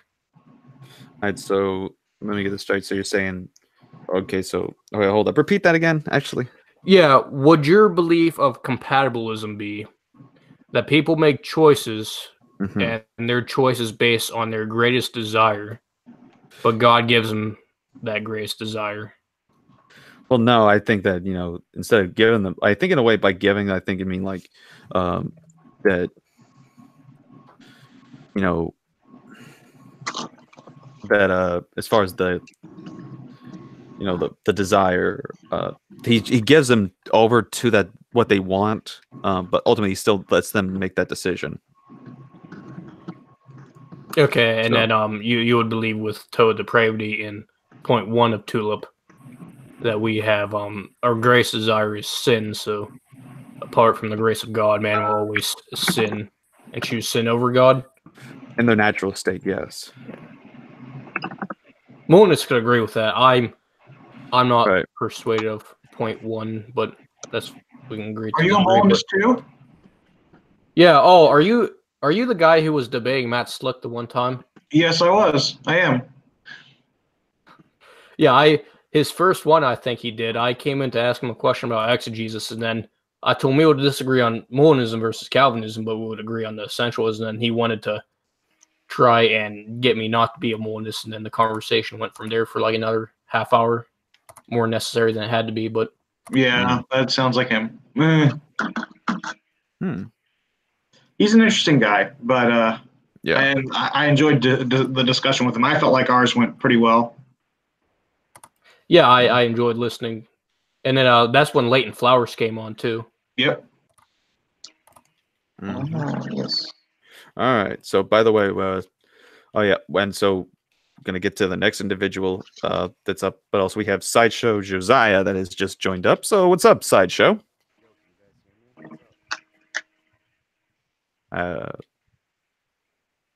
No, I cannot hear you, Sideshow. Try logging out or try hanging up and then coming back on. Sometimes it's a little technical difficulty that occurs. So it just sometimes happens, but who knows? But we're still glad to have you on. But anyways, Knick Knack Paddywhack, what is your question now? Yes. Hey there. Can you hear me? Yes. By the way, love the persona, love the avatar. Oh, thank you. Yes. So I heard you talking about furries before, and I was like, well, I gotta be a part of this, furry group here. So that's the furry love. I mean, I certainly enjoy the conversations with the non-furries. Don't get me wrong, but yes, definitely, yes. So yeah, so basically, when I'm, I really like hearing what you guys are saying, right, and wanting to discuss theology. Because I feel like it's important, right, as part of our walk in Christ. And so I'm trying to learn about different positions and what people feel about things. So one of the people I'm trying to learn more about is John Piper. So I bought this booklet that he wrote. It's little tiny thing. It's called "Don't Waste Your Cancer." And so basically, he kind of talks in this little booklet about what are some things that we should think about if we were to be struck with cancer. And so he talks about how we should not be bitter, and that we should see it as an opportunity to kind of be honoring to God in that trouble. And so I can get behind that, right? I mean, I certainly we should not curse our circumstances, but seek joy in any trials that we go through. So, but what I'm wondering, like, is that, do you feel that God actually, like, how much do you feel like God is involved here? Like, does God actually give somebody cancer? I mean, like, where do you say, like, God is in control and God is doing stuff versus, God knowing and then things happening? Mm-hmm. So you're asking where is God when things like that happen? No, I'm not saying where God is. I'm not saying like, oh, where is God? Why is God not curing the cancer? No, I'm saying, like, does he form the cancer? I mean, yeah, like how much is God at work in situations like that? Well, as I think you definitely heard earlier of that, like, I do believe that, God has ordained all things to occur, and that's what the Bible says. But when it comes to the particular matter, I don't know in the exact way that he decides that things are ordained, because sometimes there are means that are used where we, for example, like someone getting saved. It's not that it's specifically just God's going to go in being secret agent man to like just do this stuff. To get it, he uses some sort of an instrumental thing in that. So what he'll do is he'll use people like us, like the evangelists, as the means of bringing about the ends of salvation, because salvation comes by hearing of the word. And so when you have that in mind, that you preach the word of God and they preach the gospel, and when they hear that and then they believe, there's sort of a means there. But ultimately I don't know ultimately how it's done, but I do know that everything has been ordained to occur by God. And I can say personally of other things like that have happened in my life. For example, my grandpa, who passed away last year, he actually died of prostate cancer. And so I can still say that there was a sort of that was something that God ordained, that my grandpa had to go through all of that. But of course, I don't think that it was meaningless and purposelessness, as some atheists would tell you, is that there's no meaning, there's no purpose. Whatever happens is just part of nature, and that there's no real meaning behind anything. And for me, I think that there was something that was able to bring us together as a family, and that there was also the fact that even in that suffering, he managed to still show off some happiness to people he cared about. Because notice, he also got out of lockup. He'd been let's say he'd been arrested and was doing time for something I'm not going to get into at the moment. But keeping that in mind, he got to actually live a decent life. He got to buy a car. He got to go back to where he lived originally. He got to spend the last bit of his moments in happiness. Even getting a dog. And oh my goodness, I'm almost about to cry right now thinking about that, because that was a precious moment for him. But even then, there was some time that he can be happy, as well as the fact that a family that was a little divided concerning him was brought together. So yeah, I think that God does indeed ordain and cause certain things to occur, but just because of that doesn't mean that it's purposelessness or that it's automatically wicked. There's always some sort of a purpose, even though we sometimes may not be able to see or understand it. So. Okay. I mean, yeah, like I definitely get that, right, that God is all powerful and has a plan. So I mean, so it sounded like you were saying like that God ordained stuff, but you said like that you weren't 100% sure exactly what that, I mean, because just understand, like, I'm trying to understand the difference between God ordaining versus God causing. And I mean, it sounded like you said that you weren't like exactly sure kind of what that looked like. Mm-hmm. Right. I think that's one of part of the things that belongs to the knowledge of God. It's one of those secret things that Deuteronomy talks about. Mm-hmm. Okay. Yeah, I definitely think we can't hope to fully understand God. We as finite beings can't hope to fully understand an infinite being. Mhm. All right, I think I'm here. Barely. I'm here. Oh, there you Hey, are. there he is. Barely. What's up, guys? What's up, man? Is there a volume setting in Google Hangouts? I have it for my thing as far as like, oh, like what are you talking about? Like to raise your volume up? Yeah, to raise my voice up. I can do it right now. I'm doing it right now, actually. But I mean, you're at the moment you're fine. Like I Oh, can am hear I? you. Yeah, like you're crystal clear, my friend. Oh, cool. Right on. Right on. Yeah. What's up? Oh, not much. What's up with you, home skillet? Just getting my Bible, pretending like I have this, like I know verses and stuff. You know, I have this memorized. So There you go. fun today. Oh boy.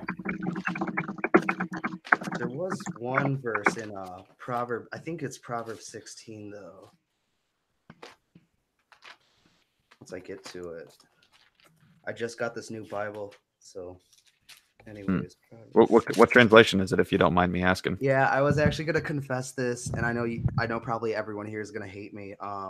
Before I tell you what translation it is, I just want to acknowledge I studied from NASB like my whole life, and I studied a lot from ESV and King James original, and this Bible is it's an NLT, so sorry.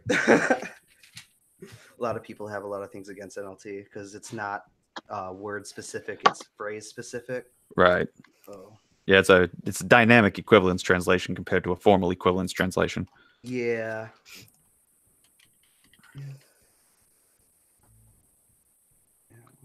So yeah. I'll let you know when I have my verse. Okay. While you do that, we're going to be chillaxing. I'm surprised that there's one guy that's actually up, and my friend here, Hunter, might be. I'm not sure. We'll see what happens. But Marshall Mathers seems to be up. Our Muslim friend. He just gave me a stare. I don't know. Need to watch myself apparently. But yeah. Anyways. Let's see. I think there's one last question on the Discord server. There's what? And I think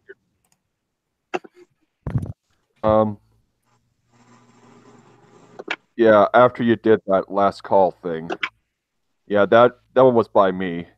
If you're wondering how to pronounce that, it's Zachary is the Scottish spelling of my first name. All right, I found the verse. But yeah, just in regards to like does God will cancer or that kind of thing. This verse is the Lord has made everything for its own purposes, even the wicked for a day of disaster.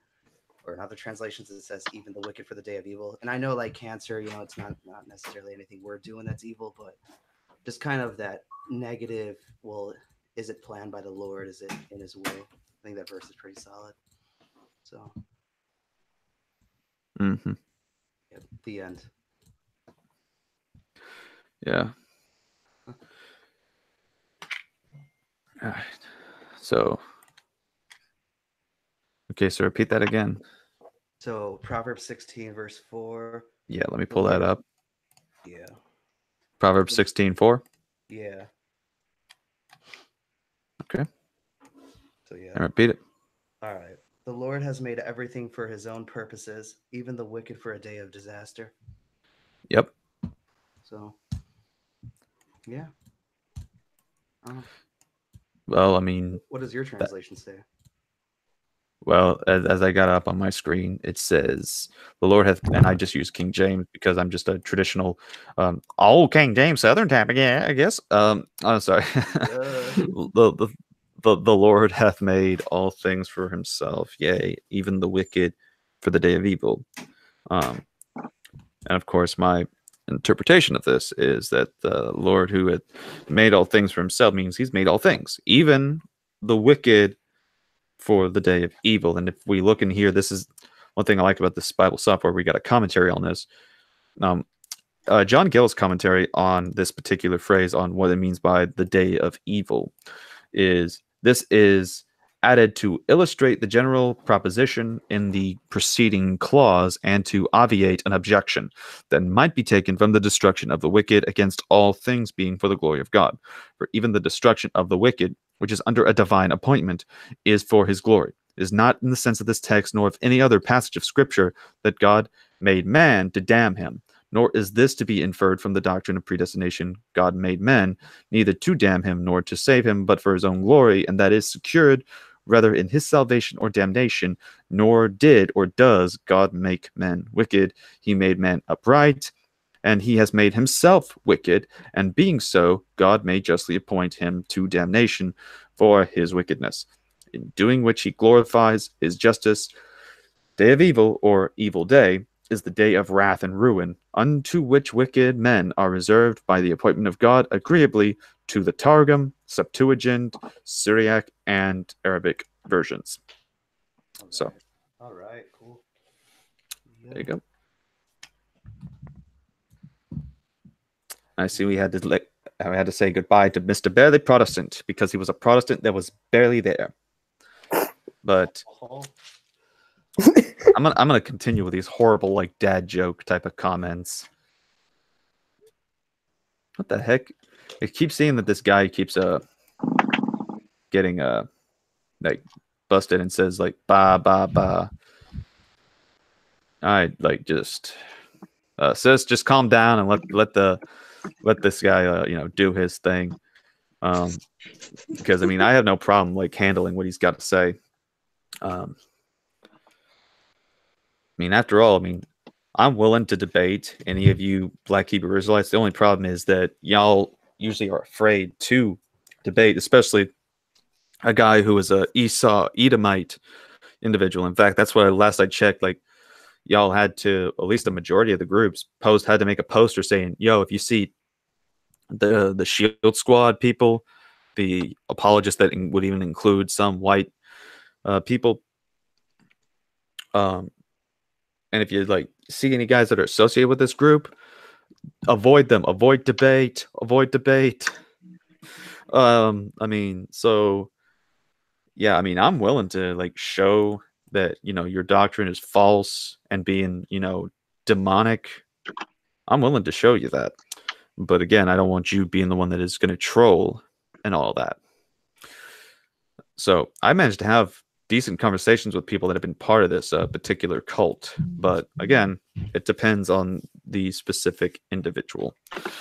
That being said, all right, let's thank you for your question, or I guess what we went over there for a sec there, Mr. Sideshow. All right, let's get into the live chat because we had apparently left it in chaos with a Black Hebrew Israelite. We got a dislike. I wonder who did that. I guarantee you this, and if we find out who it is, because like they work in groups, so if we find out that he's like sending mass people to give a mass dislike of this video, that can actually be considered enough to get your channel like banned from YouTube. Not to mention it'd be a bit of a Streisand effect. Mm-hmm. So he might want to be careful of what he does. Yeah, because whenever you try to keep something away, from being, because whenever you try to encourage people to just not give it the time of day, or just try to suppress something, come in where people are going to wonder, what the heck is that guy's problem? And they're going to look at it anyway. Yeah. So, yeah, that's what I would say. Just simply let it show up, because it's basically just letting the fools spout out their nonsense, and they'll show and expose themselves. Just like he kept trying to go to Deuteronomy chapter 28, which he thinks that Deuteronomy 28 refers to the slaves that are being sold into slavery on slave ships. And they say, well, who was like this back then? African Americans during the transatlantic slave trade. It's talking about us.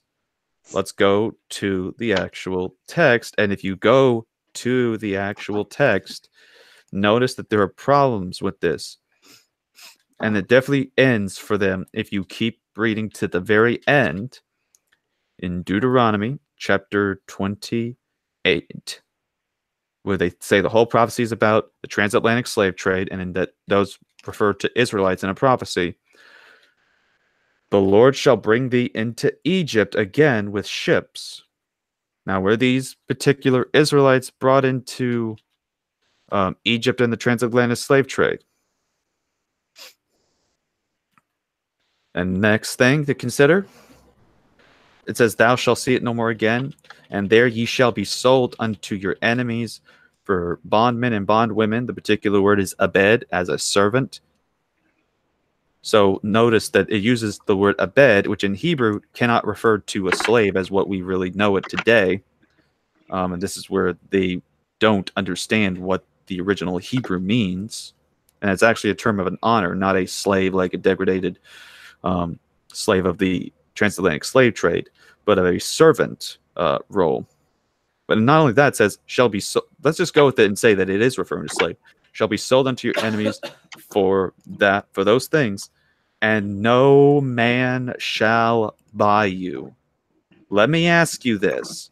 If the black Hebrew Israelites want to say that this is indeed referring to the transatlantic slave trade, that this refers to people that were bought during that time period, are you going to say that, because in order for the prophecy to be true, no one bought anybody that day? But here we have it. No one bought those bondmen and bondwomen. No one bought them. But there were plenty bought during the transatlantic slave trade.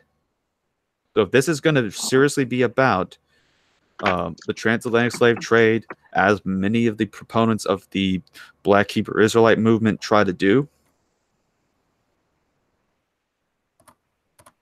if this is seriously the case, then they're going to have to show me evidence that there was not a single buyer of slave during that time period.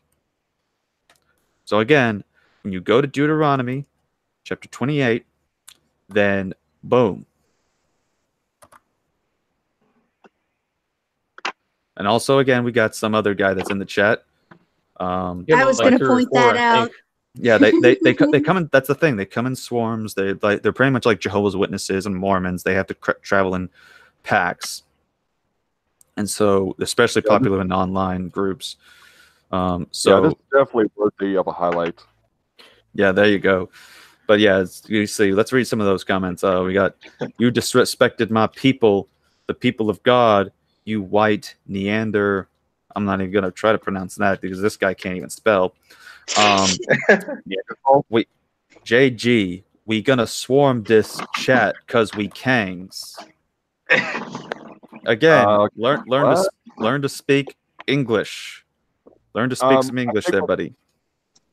I think what they're referring to is how they think that they're actually of Middle Eastern ancestry, like Egyptian ancestry or whatnot. There's not really a whole lot of evidence either way for that from a DNA standpoint or genealogical standpoint or historical standpoint. But even if that were true, I mean, even if that were true, there's really no relevance to that in terms of theological matters. Yeah.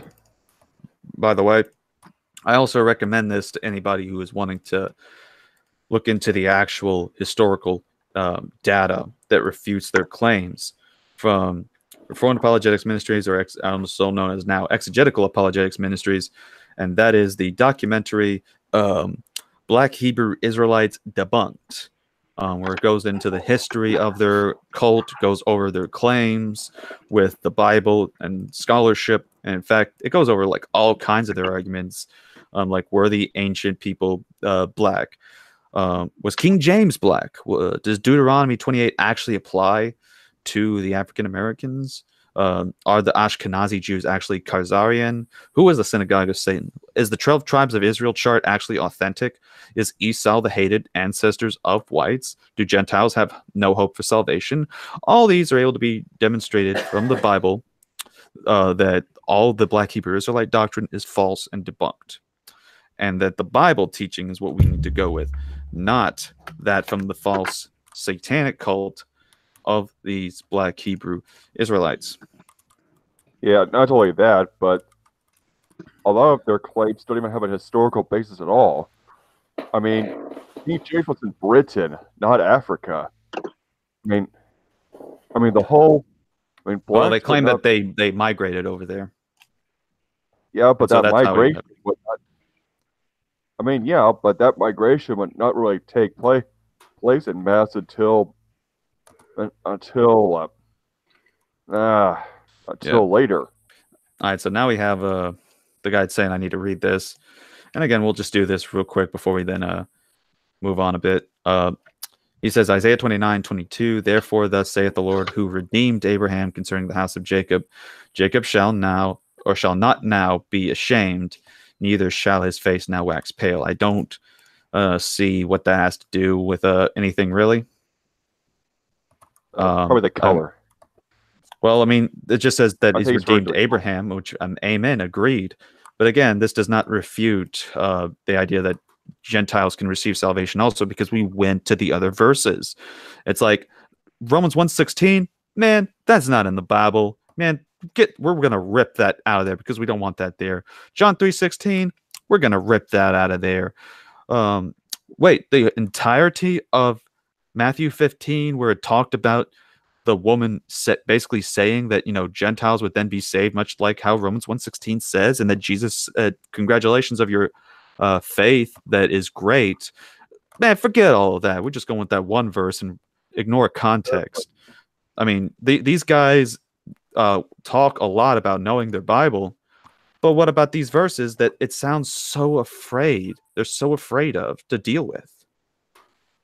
Yeah, and again, exactly. I welcome, in fact, go look in the description of this particular thing, go to the Discord, and we'll have a discussion if you want, rather on the Discord, and we'll see where it goes, my friend.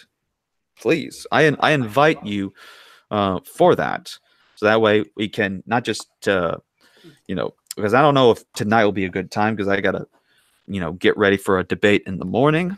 But I will, tomorrow I will talk with y'all on Discord about these things. I'll take on all of you. So I'm not afraid. I'm not going to run away. So that being said, y'all can go ahead and throw in whatever slurs or whatever like insults y'all got, but I ain't scared. Because just because I'm a white boy don't mean I'm scared.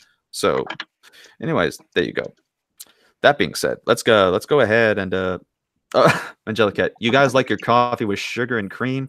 Usually milk or soy milk work as well. There you go. All right, let's see. If they think we're wussies, they never saw John Wayne. John Wayne. John Wayne, more like Clint Eastwood. I mean, oh my goodness! Has anyone seen the new movie? I didn't. I wanted to, but I didn't. I was watching some of his older movies, and especially the Dirty Harry movies, he's aggressive. Oh my god, that whole thing was just like it was good and filled with some drama, and it was also hilarious because it's basically about like a naive old man. And so like, and that was the best part about Eastwood's movies, is that he's kind of tackling on like an old man that's in a new modern world. And so he sees a bunch of these biker people at a stop, and they're trying to work on their bike, and he makes a comment saying, hey fellas, you're something's wrong with the transition or something. And then they turn around and it's women, and it's like, what you say, old man? It's like, oh, you're women. It's like, yeah. And then apparently their biker gang is, we're dykes on bikes. It's like, oh, okay. And then he tries helping them out and get the bike working. And so they look over with a smile and says, "Thanks, old man." He's like, "You're welcome, Dyke." He's like innocent and like not aware of anything because he's way too like old cultured to understand what. And I'm not going to repeat this one because but there's an incident where he goes to he makes, as he's doing a drug run, he has to make a stop because he's trying to help out this couple and their kid that broke down in the middle of the desert area on the road. And he's trying to help them, change a tire because the guy never knew how to do that.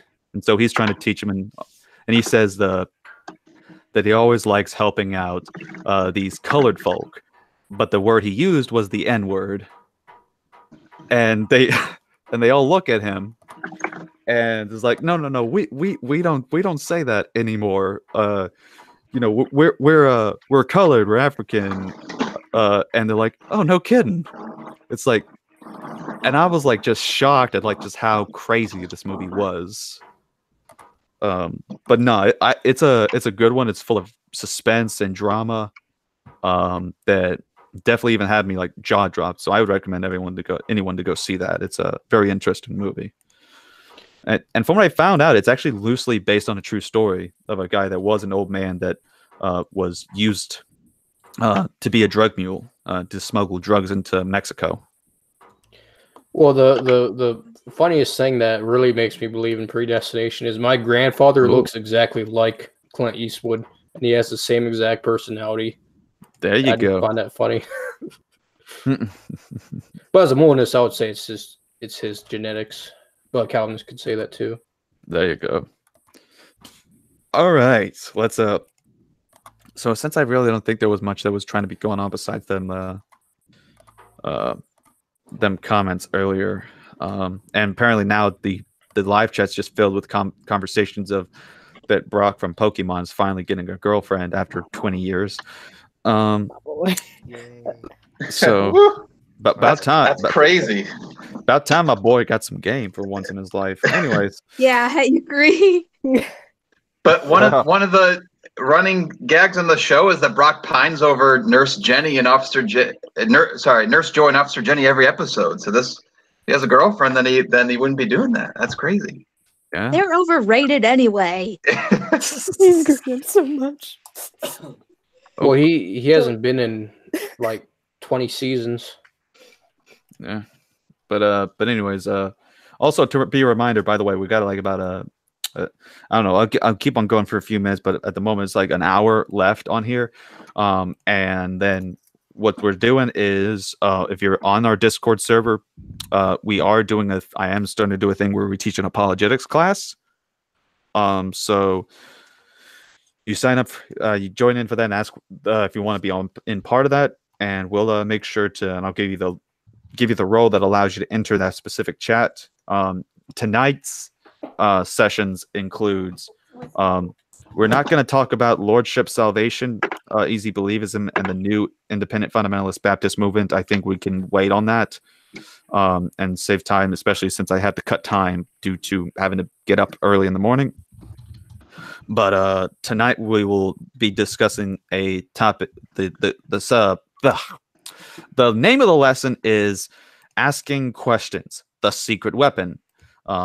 Basically it shows that the real good goal in engaging and debating with atheists or any other skeptic is the secret power of asking questions, and I'll explain why during that lesson. If anyone wants to join our Discord server and ask and tell me you want to be part of it, and I'll give you the role to be in that specific class. So that being said, let's move on and get back to Luna with our question. What's the worst video you've ever seen of the Black Hebrew Israelites? I'm really curious. Like define worst. Like the absolute most ridiculous thing you've ever heard them say in a video. Well, it would depend. I mean, I actually did a video a while back where it was. I just like compiled a bunch of other stuff of what I was able to find, and it was called. Let me see here. Oh yeah. Ladies and gentlemen, meet the Hebrew Israelites. So let me see here if I can. So, ladies and gentlemen, the Hebrew Israelites was just basically a bunch of just a compilation of different Black Hebrew Israelites in different groups, because notice there's always different camps that have their own beliefs. Like the Sakari group, the leader of that says that the white race is the devil, but yet this guy who his father was, would be part of these tribes, and he claims to be from the Levite priestly tribe. He says that his mom is a white woman, and so he will say, yeah, death to the white man, but no, not his mother, because she's an exception, because he's not allowed to wish death upon his mother. Then let's see here. The other one's a long time ago is when they said, the world is going to end in the year 2000. That's when Jesus is going to come and make you all his slaves, white man. So there's that one. Them talking about like denying the virgin birth of Jesus, because they're like, Christ had a father, a physical father. Because see, they're saying this because they don't understand the birds and the bees. That's how babies are made, through sex. So you got that GMS. I think that's a definitely interesting one, because the guy Tahar basically said, if not only did he say that in certain cases, if rape happens, as long as reproduction comes out of it, then it's okay, it's fine for rape to happen among the other Israelites. And then he even says that in the kingdom of heaven, they're gonna get women as young as 12 years old when they get into heaven. Yeah. So I guess there's that one could be considered the craziest I've ever heard. Yeah, that's gross. That's pretty much all I need to hear. There you go. Yeah. So that would probably be, those are some of the craziest things I've ever I've heard. Looks like apparently some of these guys were actually with Sakari, because they're saying, tell this dude Sakari coming, he gonna expose you. Okay. Oh, really? So he likes naked people? Oh no. Well, Sakari is that's the guy that I mentioned, that he said that his mom's white. So he admits that like his mother is of the devil race or something along those lines. There's this like the Ouija board where it's like, oh, like look out, Zozo's here, and I'm like, no. Please, no. Oh, all right. Are we sure we're reading the same Bible? Well, they read the sixth. Yeah, they just do this thing called eisegesis. They don't understand how to interpret the Bible. It's basically like how Jay the producer. It's basically like how Jay the producer puts it in one of his songs. They open the Bible, but they don't know Bible. So yeah, I'm not done. Yeah, I was just gonna roast them a bit. Well, let's try to because I don't want to give these guys too much of the time of day. If this Sakari guy wants to come after me or whatever, my contacts here, my Discord, my email, he knows how to get to me. So if you guys really want to like have some debate set up, I mean, feel free to get in contact. But until then, we're gonna move on, because we have important things to deal with and important people to discuss with, including the most important of them all, Knick-Knack. I mean, okay, yeah, Zachary. I'm sorry, the furries are more interesting. Yeah. I was just gonna ask, what do you think of JP Holdings' patronage transfers model that I gave a link to on Discord, the video regarding it? I wasn't able to take a look at all of it. I tried, because by the time I was trying to, for some reason I was having some hearing difficulties. Luna was hearing of it earlier. I was trying to actually use her to help test it out if we were still having the difficulties or not, because for some reason my speakers on my earphones weren't going well. And I think this had to do with me switching up the mics for this night. And now I'm mesmerized by my friend like going at it with the flame swords on Assassin's Creed. But anyways, but yeah, I haven't taken a look at it. So I mean, could you explain the view? Basically, holding Patriots transverse model takes for granted that they were well, the usual things about God's existence and Jesus rising from the dead, and also that the biblical world was an under shame culture, and he runs with that. And he it's pretty difficult to sum up in 1 minute. Uses I'll tell you what, I'll look into the video and we'll continue that, I guess, in an off-air thing, because I want to make sure I listen to it and understand it right, and so that way I can help get my thoughts on it. That way, that to help out. If you're saying that it's definitely difficult to help get into, I'll take a look into it. Yeah, okay. I mean, I figured you were familiar with it since you worked with Mr. Holding before. well, that's the thing. Like I don't. To me, there's a lot of things that I just disagree with on. I think because there's a difference in how me and Holding go about it. So because of that, I try to focus more on looking at these other apologists and other scholars. And I've worked with Holding before, though, but it doesn't mean I necessarily like all of his work. He like me before, like we even admit that we have our differences. Like I disagree with his preterism, and he holds to. I think he holds to a young Earth creationism, and I hold to a evolutionary creationism, because I tried to get him to basically like be an endorsement for a little essay thing that I was writing, and he didn't want to do it because he affirms young Earth creationism, and so he would disagree with it. But yeah, like yeah. So that being said, yeah, I'll look into it and I'll get back with you on that. All right, so okay, my eye is going crazy on me. Stop!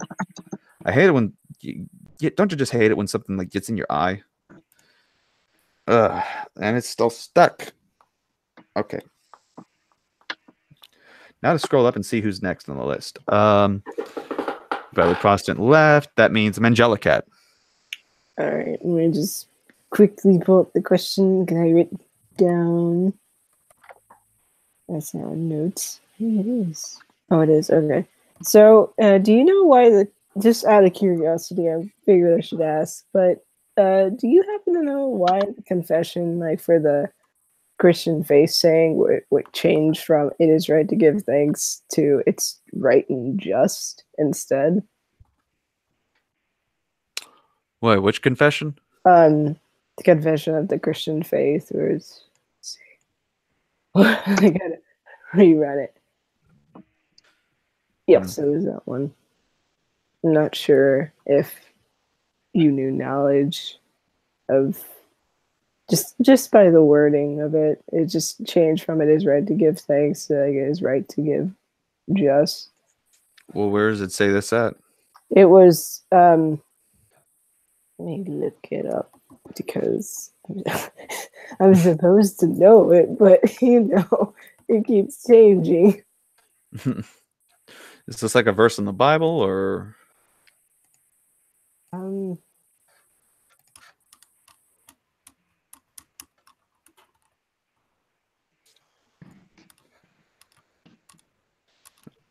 While she's looking at, be sure to support your local furry community, folks.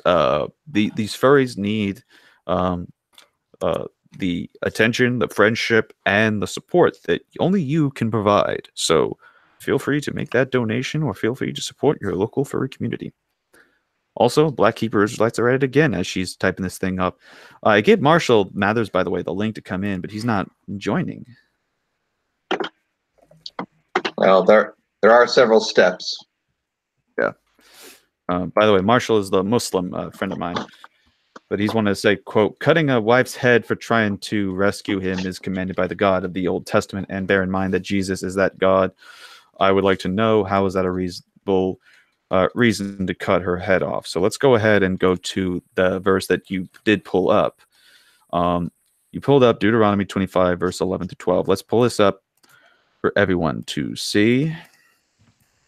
Deuteronomy chapter 25. Verse 11 and 12.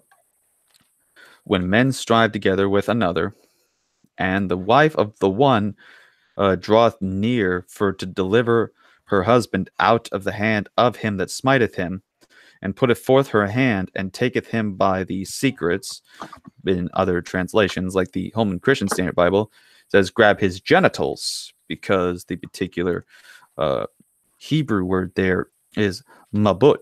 I find that funny. It says mabush. That's literally the Hebrew word, by the way.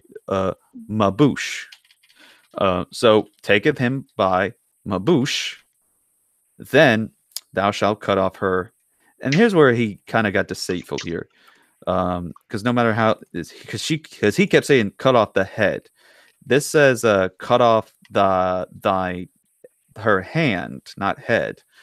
Thine eye shall not pity her. So what's happening here is the issue of the cutting of the hand is due to the grabbing of the testicular area. And I remember actually reading or seeing this in a documentary series that occurred on, like, it was called Weird or Awkward Moments in the Bible.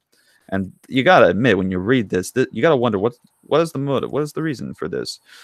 For number one that I'm going to put out there is that this is God's law, and God is able to do as he pleases in decreeing certain laws to be for us to follow.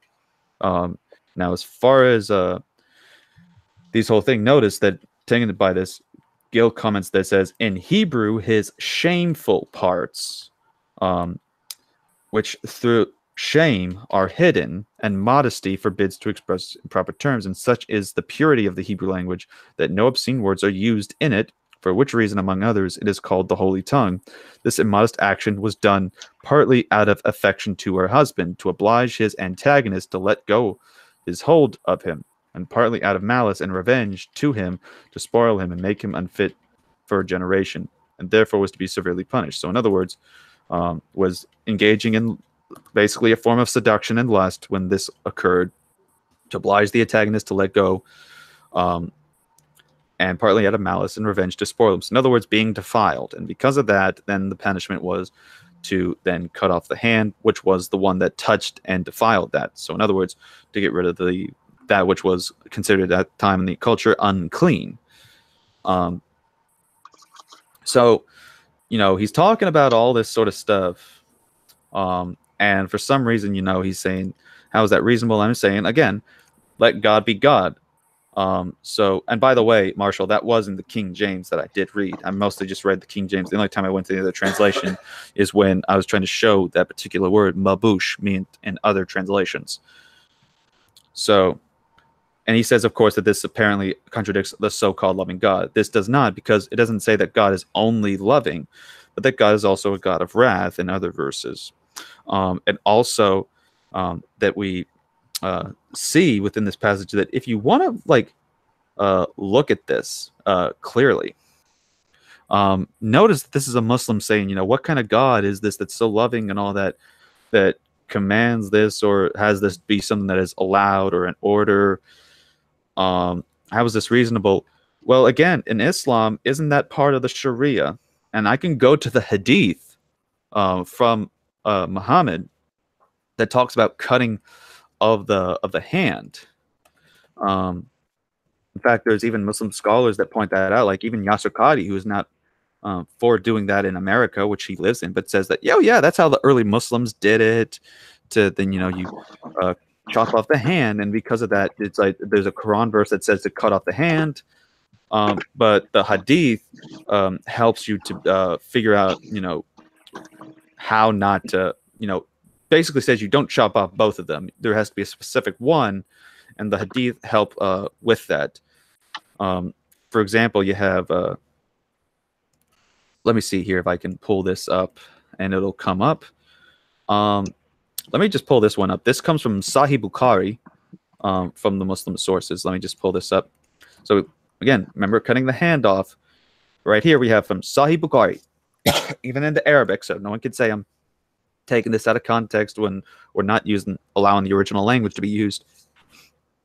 The narrated Aisha, which was Muhammad's young wife that married at the age of 6 and consummated the marriage, in other words, had sex with at the age of 9. The Prophet said the hand should be cut off for stealing something that is worth a quarter of a dinar or dinar or more.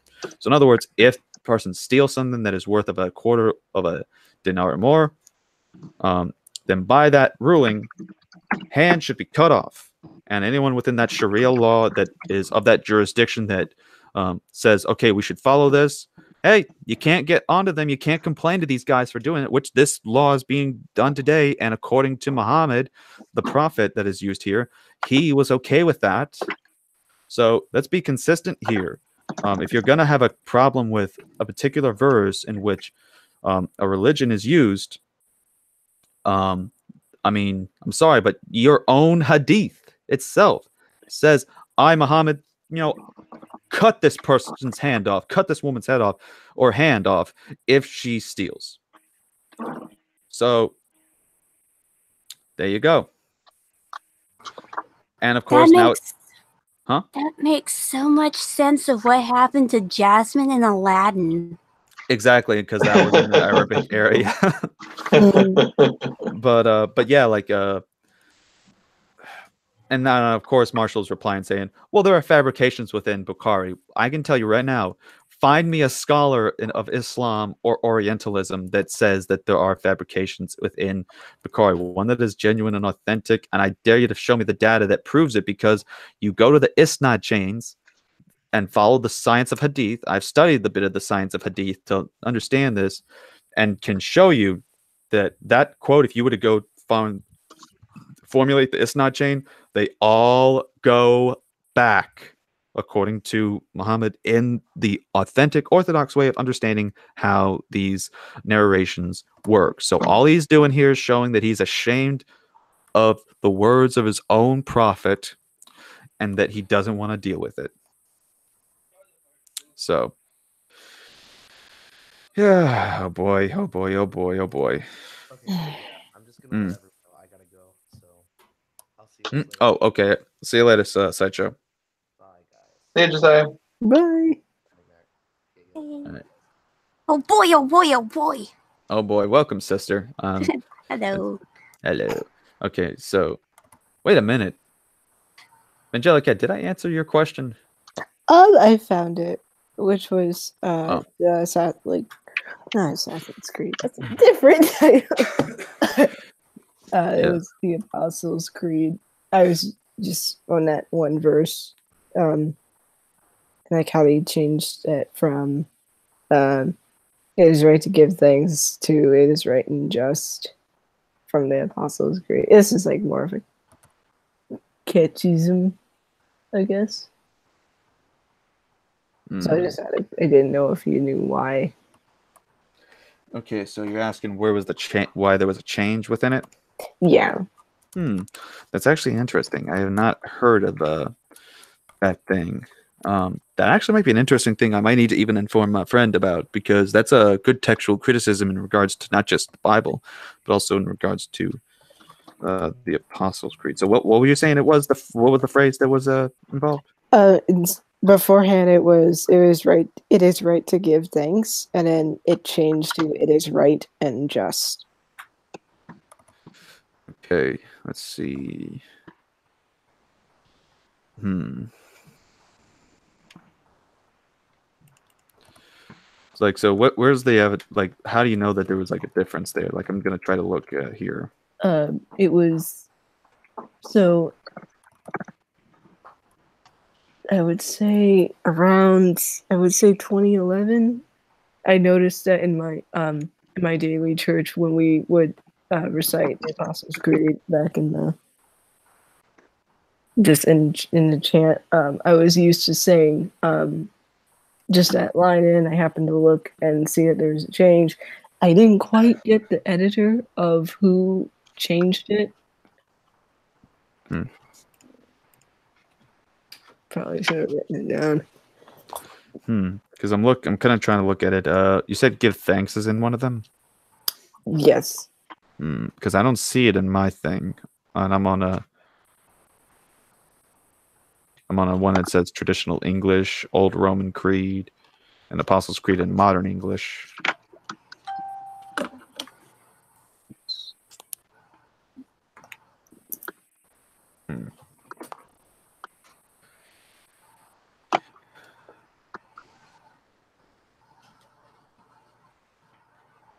So I don't know where you're going on.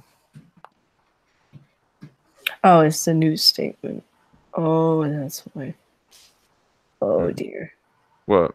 I am going to go back to that when I have a lot more concrete evidence, because that's just a whirlwind waiting to happen.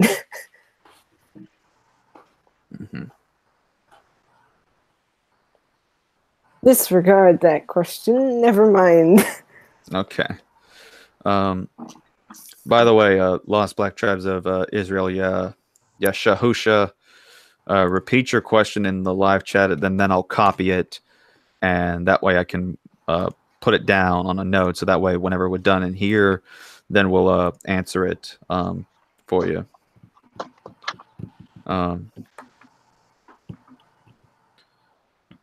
Okay, so that being said, let's go next to Jessica, anchored left. JMD, you're up next. Yeah, so I have a question / challenge for you as a theistic evolutionist. I'm still in between Old Earth and TE, theistic evolution. So I know you're not an idealist like inspiring philosophy, so this question would not apply. But when would the soul be put into man, you could say, if your position is that man is both body and soul? Okay, so man is body and soul, then what? Yeah, when would the soul come into play on theistic evolution? Or at least on your view. I would say whenever the individual is born, as far as my understanding. Now, you don't have to answer this one, I guess, but would you believe that all creatures have souls? Since I think that's what Nefesh implies in Genesis 1 and so on. I think that all do have souls, yeah. Interesting. Yeah, that's my only, unless I were to become an idealist, but I find that to be so ad hoc. But right, that's like my only theological objection, I guess. Right. Well, thank you for the question, by the way. Oh, definitely. Up next is Nick Knack. Okay. All right. So, yeah, lots of good discussion. So, this is one that potentially can involve a lot of discussion, which I don't know necessarily if I want, but this is Ask RCA, so you want questions. So, basically, I'm trying to understand. Lots of people have differences in their theology, right? So I'm trying to understand other viewpoints, where they come from. And so in order to help, I feel like that we should try to look at kind of like what the early Christians believed about stuff. And so I'm bring this book that talks about the early Christians. And so I'm still sort of relatively new to this study. So I don't know if this is like everything. I still need to do more studying. Let me guess. Is it from is the general editor on it said David Burkott? Yeah, that's it. Okay. Yeah, I got the same book. Oh yeah. Okay, so we'll say more. Have you read it? It's a good dictionary work. I have looked at some of the stuff. It's not exactly as exhaustive as I would think.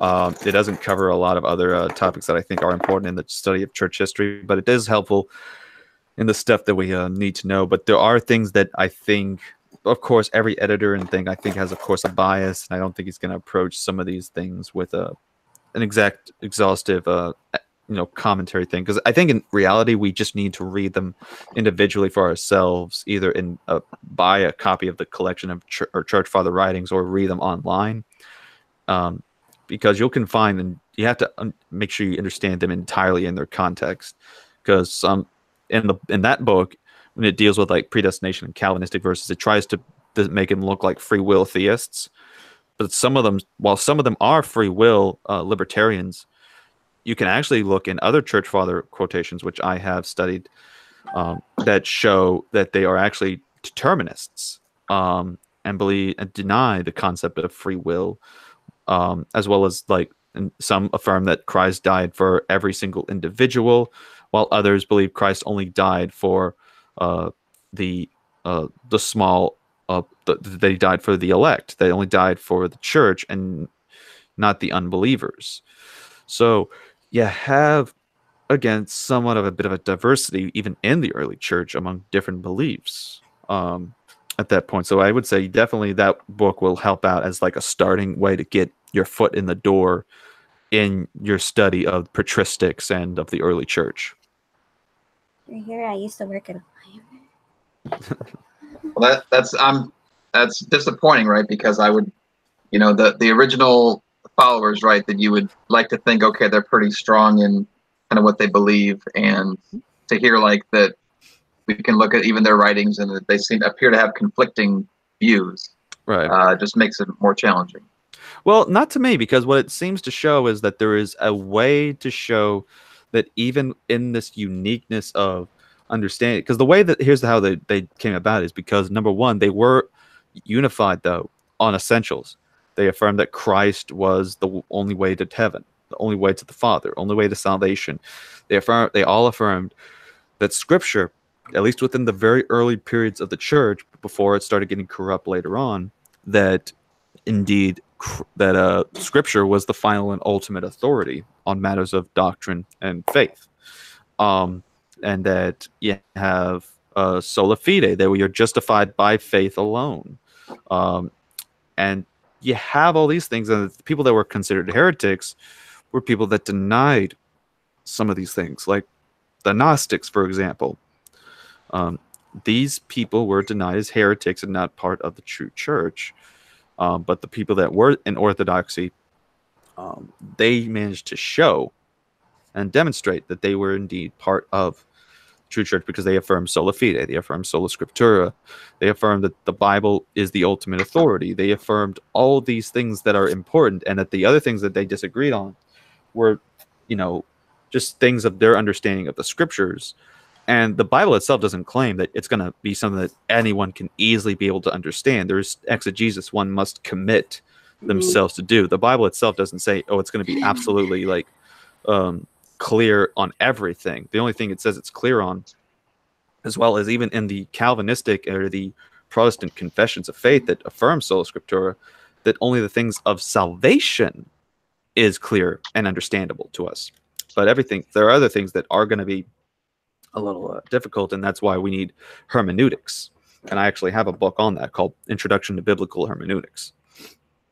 But I would say that focusing on where their unity lies, where they all agreed on, though, I think that should be where we focus on concerning our strength.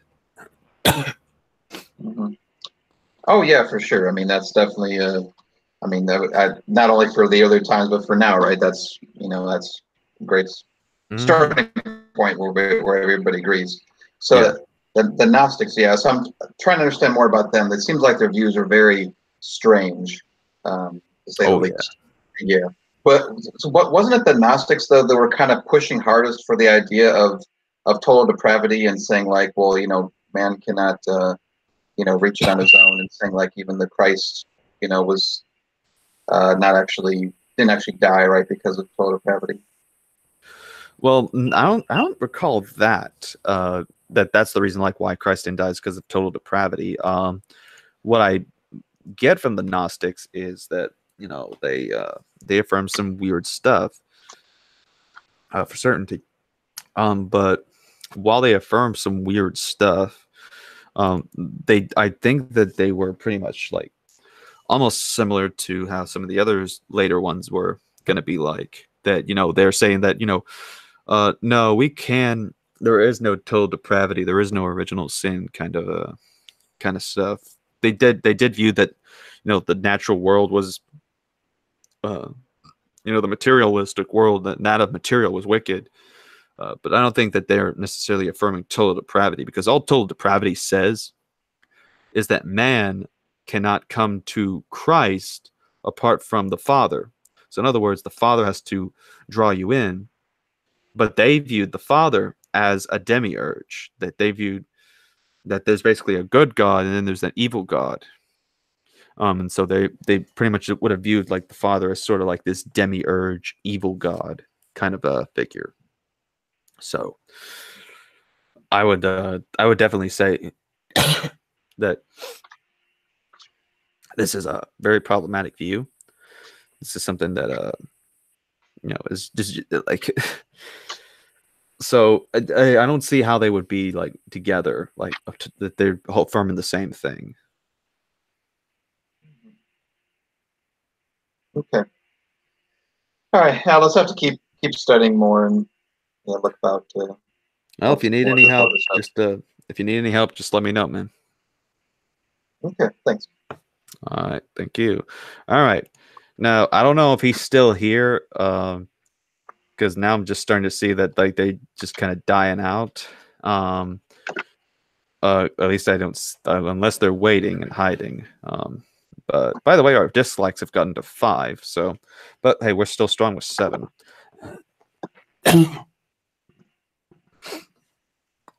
Western according to him, he says the following: Western Christianity is based off of a pagan religion of Serapis Christus.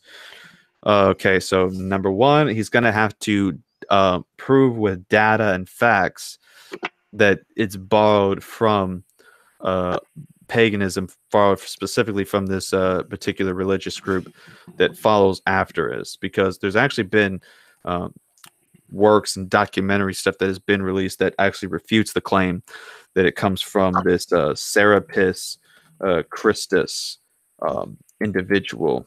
So, of course, I can already tell that the one thing they're going to go to is, well, it's got Christus in it.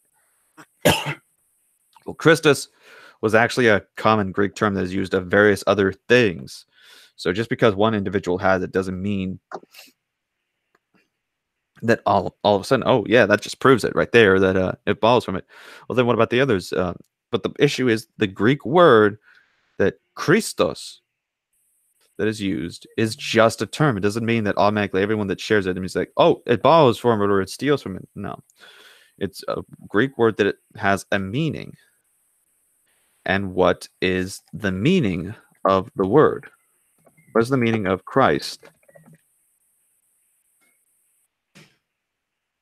Now, the term, of course, means an anointed one or a chosen one. The Messiah is the Greek equivalent of the Hebrew word Mashiach, which means Messiah.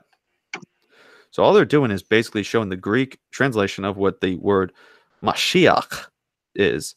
If you go to the Septuagint, you'll see those distinct where it has that translational difference. In fact, there's an article from gotquestions.org called "Is the Account of Jesus Taken from the Story of Serapis Christus?" which debunks the whole claim. So let's go over some of those. By the way, sorry, I'm feeling I'm worried I'm going to have to start taking some Claritin D in a bit, because I'm feeling like I'm getting... Sorry about that. I had to mute so that way you wouldn't hear that. All right. So concerning this particular work, let's read.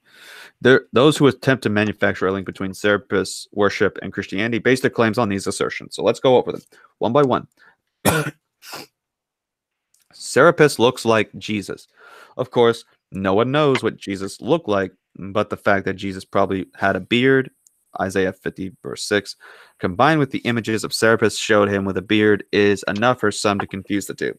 Using this logic, we could say that King Henry VIII was simply an invention of people retelling the myth of the Norse god Odin, since both Henry and Odin had beards. Using that logic, Serapis healed, like Jesus.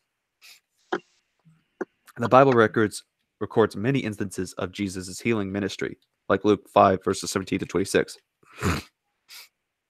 And these miracles were witnessed by scores of people. There is nothing mythological about eyewitness accounts. Now, was there eyewitness accounts for the healings done by Serapis? Was there any eyewitness recordings that we can testify to that come from eyewitness accounts that were especially near his time? I would like someone to produce the evidence of these things.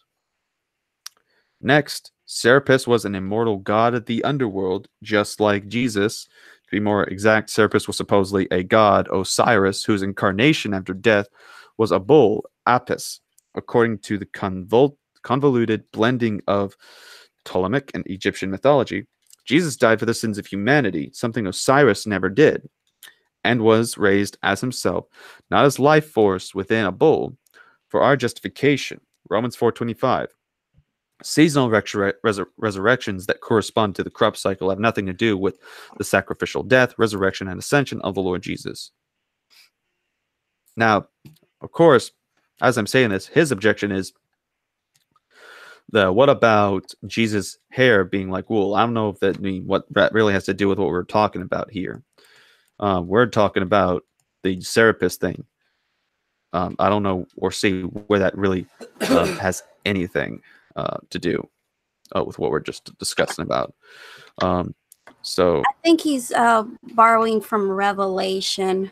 I know he is, but he's Okay. but the problem is that even then, and I'll just deal with a couple of his things, since I guess we are supposed to be in the live chat right now. So he says that what about Jesus' hair being like wool? Okay, look, what did you say? Like wool. Didn't say. So notice that we go to Revelation. We'll go to the verse of his hair.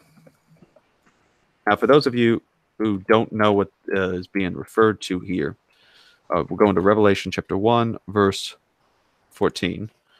But let me show you what their little thing is, because you'll find these images by some of the Black Hebrew Israelites. This one specifically comes from the group Israel United in Christ, and they'll have this up on their board in their picture.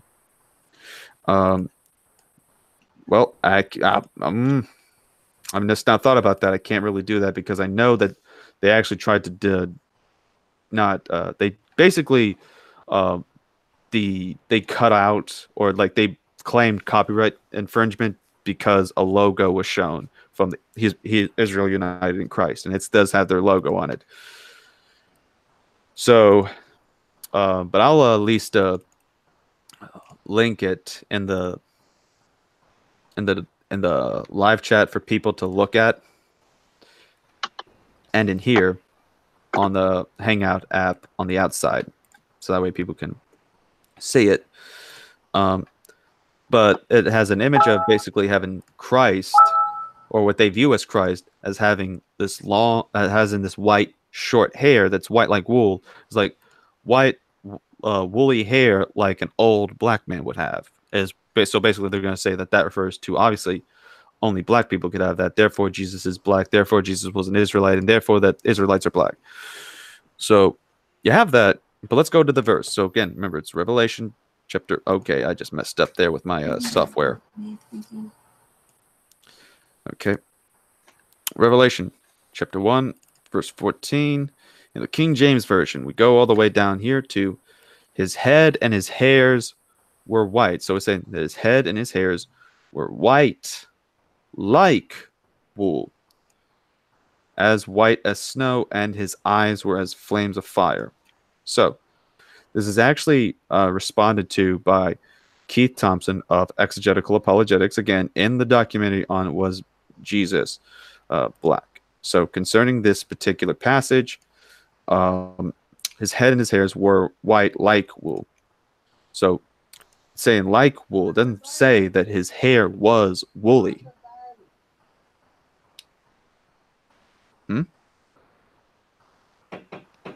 Hold up. Something's going on. I'll be right back.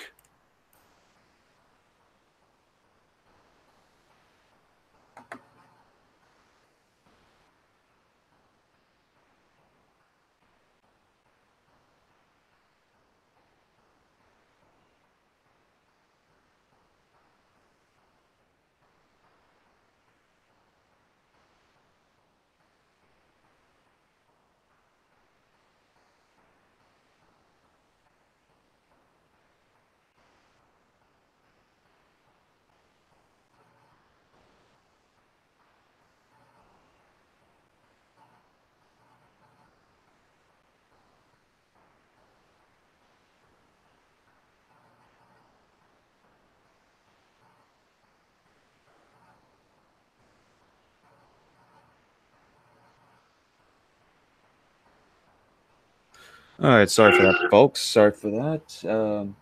Somebody was knocking on the window of the dorm room, so I don't know what that was about. I tried looking and I didn't find anybody, and so I texted my friend to see if he's nearby because he just left as soon as that happened. So Well, you better be careful about that.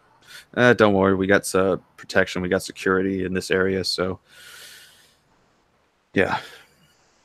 So anyways, so going with that his hair was white like wool. So again, all it's talking about the hair being white, but it doesn't say that it was like wool, or that it was woolly, but that it was white like wool.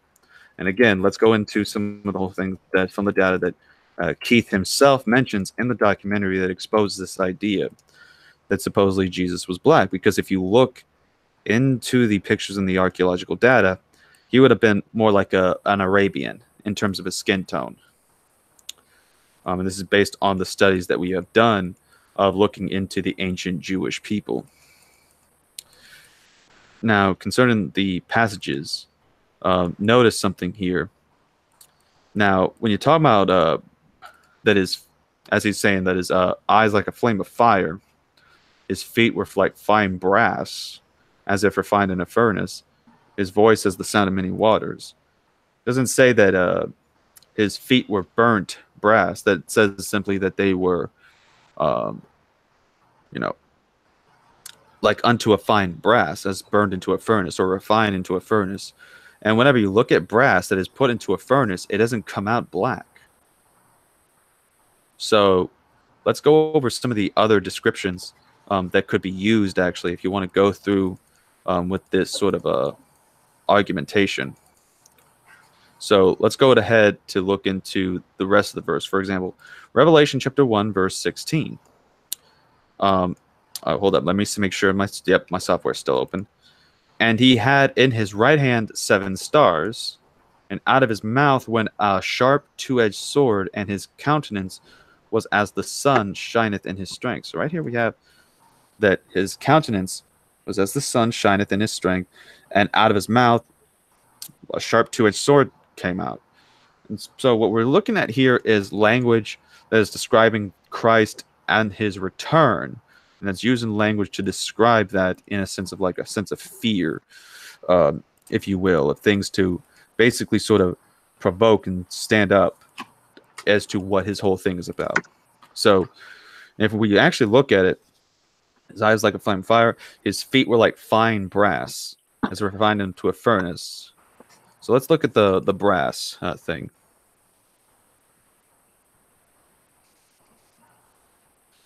Actually just took a look and typing that out. First thing I see on my list for typing in fine brass. Oh, apparently I can't even look at that because for some reason there's a lock on it. So we'll just go to the next one. So pick this up. gonna stop sharing that. Fine brass.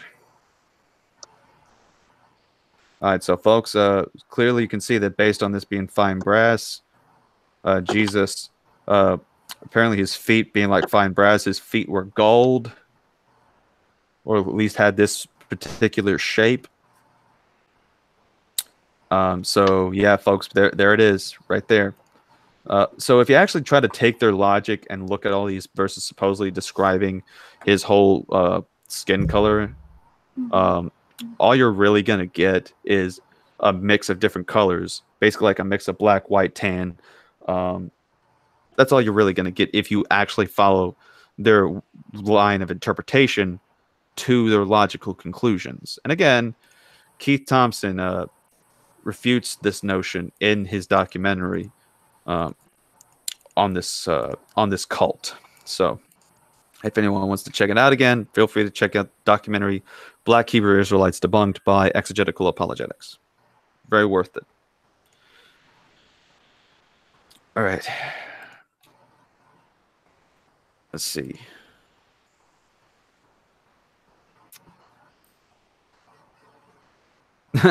Davidson said, "My feet are that color when I wear sandals in summer." All right. Yeah, I wouldn't take that quite literally. Like with Revelation, Ezekiel, and Daniel, I mean, sometimes, and I'm not trying to be heretical or any offensive or anything, but sometimes they just seem like they were on an acid trip of some sort. Oh, but, yeah. Oh, snap. I forgot to ask you if you had a question. I am so sorry for that. I guess I'll go ahead and ask about, how about like the four horsemen? Like, are they supposed to represent, like, wait, never mind. Never mind. All right. I don't think I have a question right now. Does pineapple go on pizza? I don't know. It does. It deserves to. It deserves to. Yeah. I'm with you there. There's certainly some that would disagree in the other groups, but yeah. Why not, right? Yeah. All right, so already he's going over another passage that they try to use to support their thing, saying, what was it? Lamentation 5:10. And this is how like bad their eisegesis becomes when it comes to this particular thing. Oh yeah, I'm never gonna mess with them again. I didn't know how much power they had. So Lamentations 5:10. All right, so notice, and remember, they're just going to go to King James. Our skin was black like an oven because of the terrible famine. So it says, oh, our skin was black like an oven because of the terrible famine. So it's like, look, our skin was black. Proof, it says black in there in the skin. But notice, it says our skin was black. So it says a past tense. It says it was like an oven because, meaning that it wasn't black before. What was the cause of the terrible famine? And as Gil points out in his commentary, or the terrors and horrors of famine, which are very dreadful, distressing, or the storms of famine, burning winds such as are frequent in Africa and Asia, to which the famine is compared to what was in Jerusalem at the siege of it, both by the Chaldeans and Romans, and as an oven, furnace, or chimney becomes black by the smoke of the fire burnt in it or under it. So the skins of the Jews became black through these burning winds and storms or burnings of famine. See Lamentations 4:8. So Jarchi says the word has a signification of burning, for famine, as it were, burns up the bodies of men when most vehement. So in other words, yeah, you could say that their skin was black, but not because their skin was naturally black, but because their skin is burning up. Their skin burns like if someone were to be left in a fire and burn. Like if you were to throw me in a fire right now, and just let me be in there, oh yeah, my skin's gonna be black. Because why? Because that's what happens when you burn up. So you claim that you just ended it with that verse. I showed that you didn't even bother to read the verse clearly. The verse says that the skin was past tense black like an oven because of a famine, meaning that the only reason it's black is because a famine occurred, of which in the context points out to something about that due to what they experienced, they were experiencing a burning sensation. And as a result, their skin burned, meaning that it became black. It wasn't naturally black. They weren't naturally like that. So I just ended it by going into the verse and actually reading it, unlike you. And yeah, there he goes. It says no, drawing it out because he realizes that he's been defeated. As to use the Black Hebrew Israelite terminology, we just cut you there with the word. We just cut you with the word right there. Show me the URL for the exposed video. The heck are you talking about? Exposed video. I'm talking about the fact that we just went into this verse. I have no idea what the heck you're talking about, my friend. Unless you're talking about the documentary. And for that, I'll be glad to leave that in the chat. Yeah, we only got like about a few more minutes, so let me first just leave this in. Yeah, right here. It's in the live chat, so you can check and click on that video to documentary to check it out. All right, so we're gonna do one last round in here, and then we're gonna call it a night and get to do the teaching session real quick, and then we're gonna call it. So that being said, Luna Lusterdust, the floor is yours for your question. Since this is the last question. Oh my goodness. No, it's nothing too serious. What do you think is cuter, paws or tails? Are you kidding me? That's like the dumbest question I've ever heard. Paws, obviously. Paws are obviously the cutest. Because then you get to hold. Because then if you have like a cat or something, then you like to get to hold it, and then you can squish on the paws and see that the claws are tracked if it gets too angry. But then either way, it just feels nice, you know. Interesting answer. There you go. All right, so up next, Mangelicat.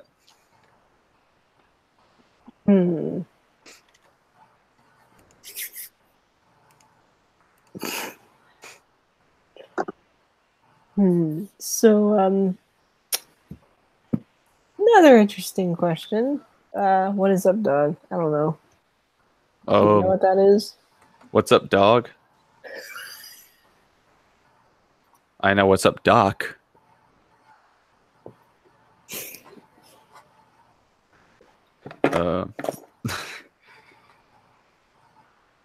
That's all. Okay. All right. So, alrighty then. Up next, Nick Nack. Oh, already? Oh, okay. I'm tempted to ask something furry related, but I think we've had enough furry questions for one night. Let's see. So maybe you could help me answer this. So I know some people feel very strongly about the King James Version of the Bible being the one true Bible, and if you use any other interpretation, it's wrong. It's messed up. Where did that view come from? Oh, the idea that the King James Bible is the only inspired Bible? Yeah. That's a good question. Because you can look into like several different movements about it. And like I haven't done an exhaustive study, especially from these King James only advocates, but when you really see like, by the time that they have like the new modern translations coming out, especially by the time I'd say give the 20th century, then you would have these people, saying that, oh, we can't have these new translations. It's all part of some agenda. We trust the King James. We've had the King James for a while. It's wrong that they're doing this. Whoa.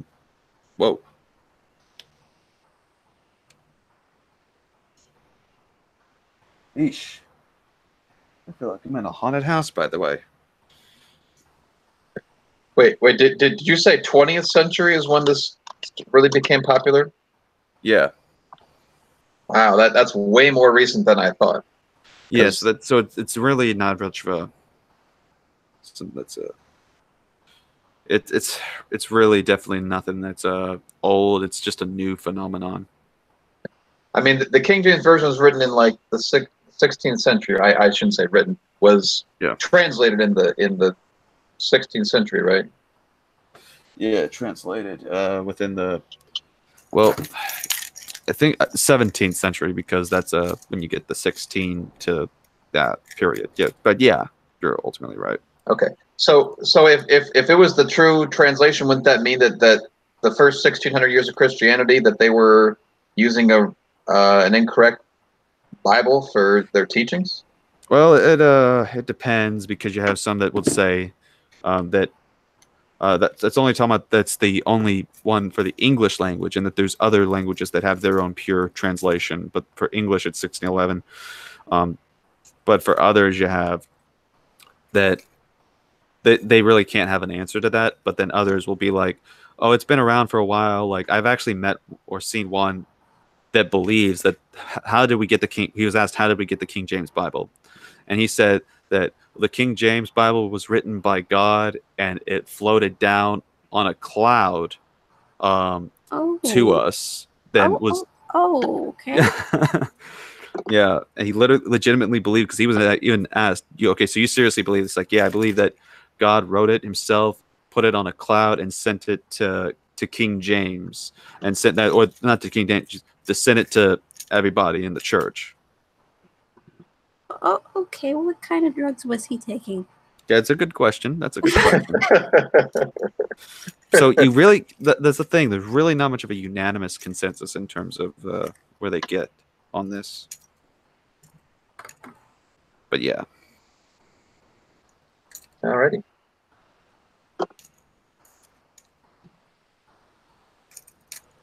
All right.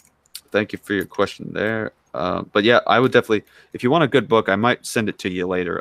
It's called The King James Only Controversy by James White. He goes into the movement's history and everything else. But anyways, yeah, let's go to Sister Hipster, who will be signing us off with the last question. Oh, I wanted to ask this question, but I couldn't get to it last week. You couldn't get to it because there were so many people talking in the chat room. Mm-hmm. What in church history, or maybe in the Bible, that talks about eating disorders? Eating disorders in the Bible?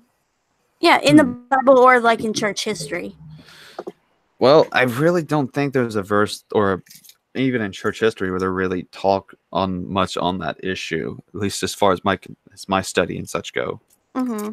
Because I did some research on like Catholic nuns, and on Catholic nuns Wikipedia. I know that's not a really great source, but it was like some sort of holy fasting, and they actually emaciated themselves on purpose for to not only be devoted to God, but also to make them look unattractive because of their vow. Mm-hmm. But other than that, I haven't gone into much of it. But apparently that kind of eating disorders is actually in some religious circles throughout history, if you wanted to look into it. Right. I mean, as far as what I understand, I don't really think there's a thing about eating disorders within the Bible, or even like recorded incidents, or even in church history. As far as like if we go to like the early patristic sources, with regards to that. So, I mean, that's all I can really say on that. Mm-hmm. But anyways, I do thank you for your question, though. At least it's something that, you know, because we got to ask if there are some things like that, because you never know. There could be, it could not. Mm-hmm. But we have to make sure we look and examine that. Mm-hmm. But anyways, thank you for your question, and thank you all for tuning in. That'll be what we have of Ask RC Apologist. Now, again, as I mentioned, we are going to be doing the a short, quick section on teaching apologetics. It'll be going on in about 5 minutes.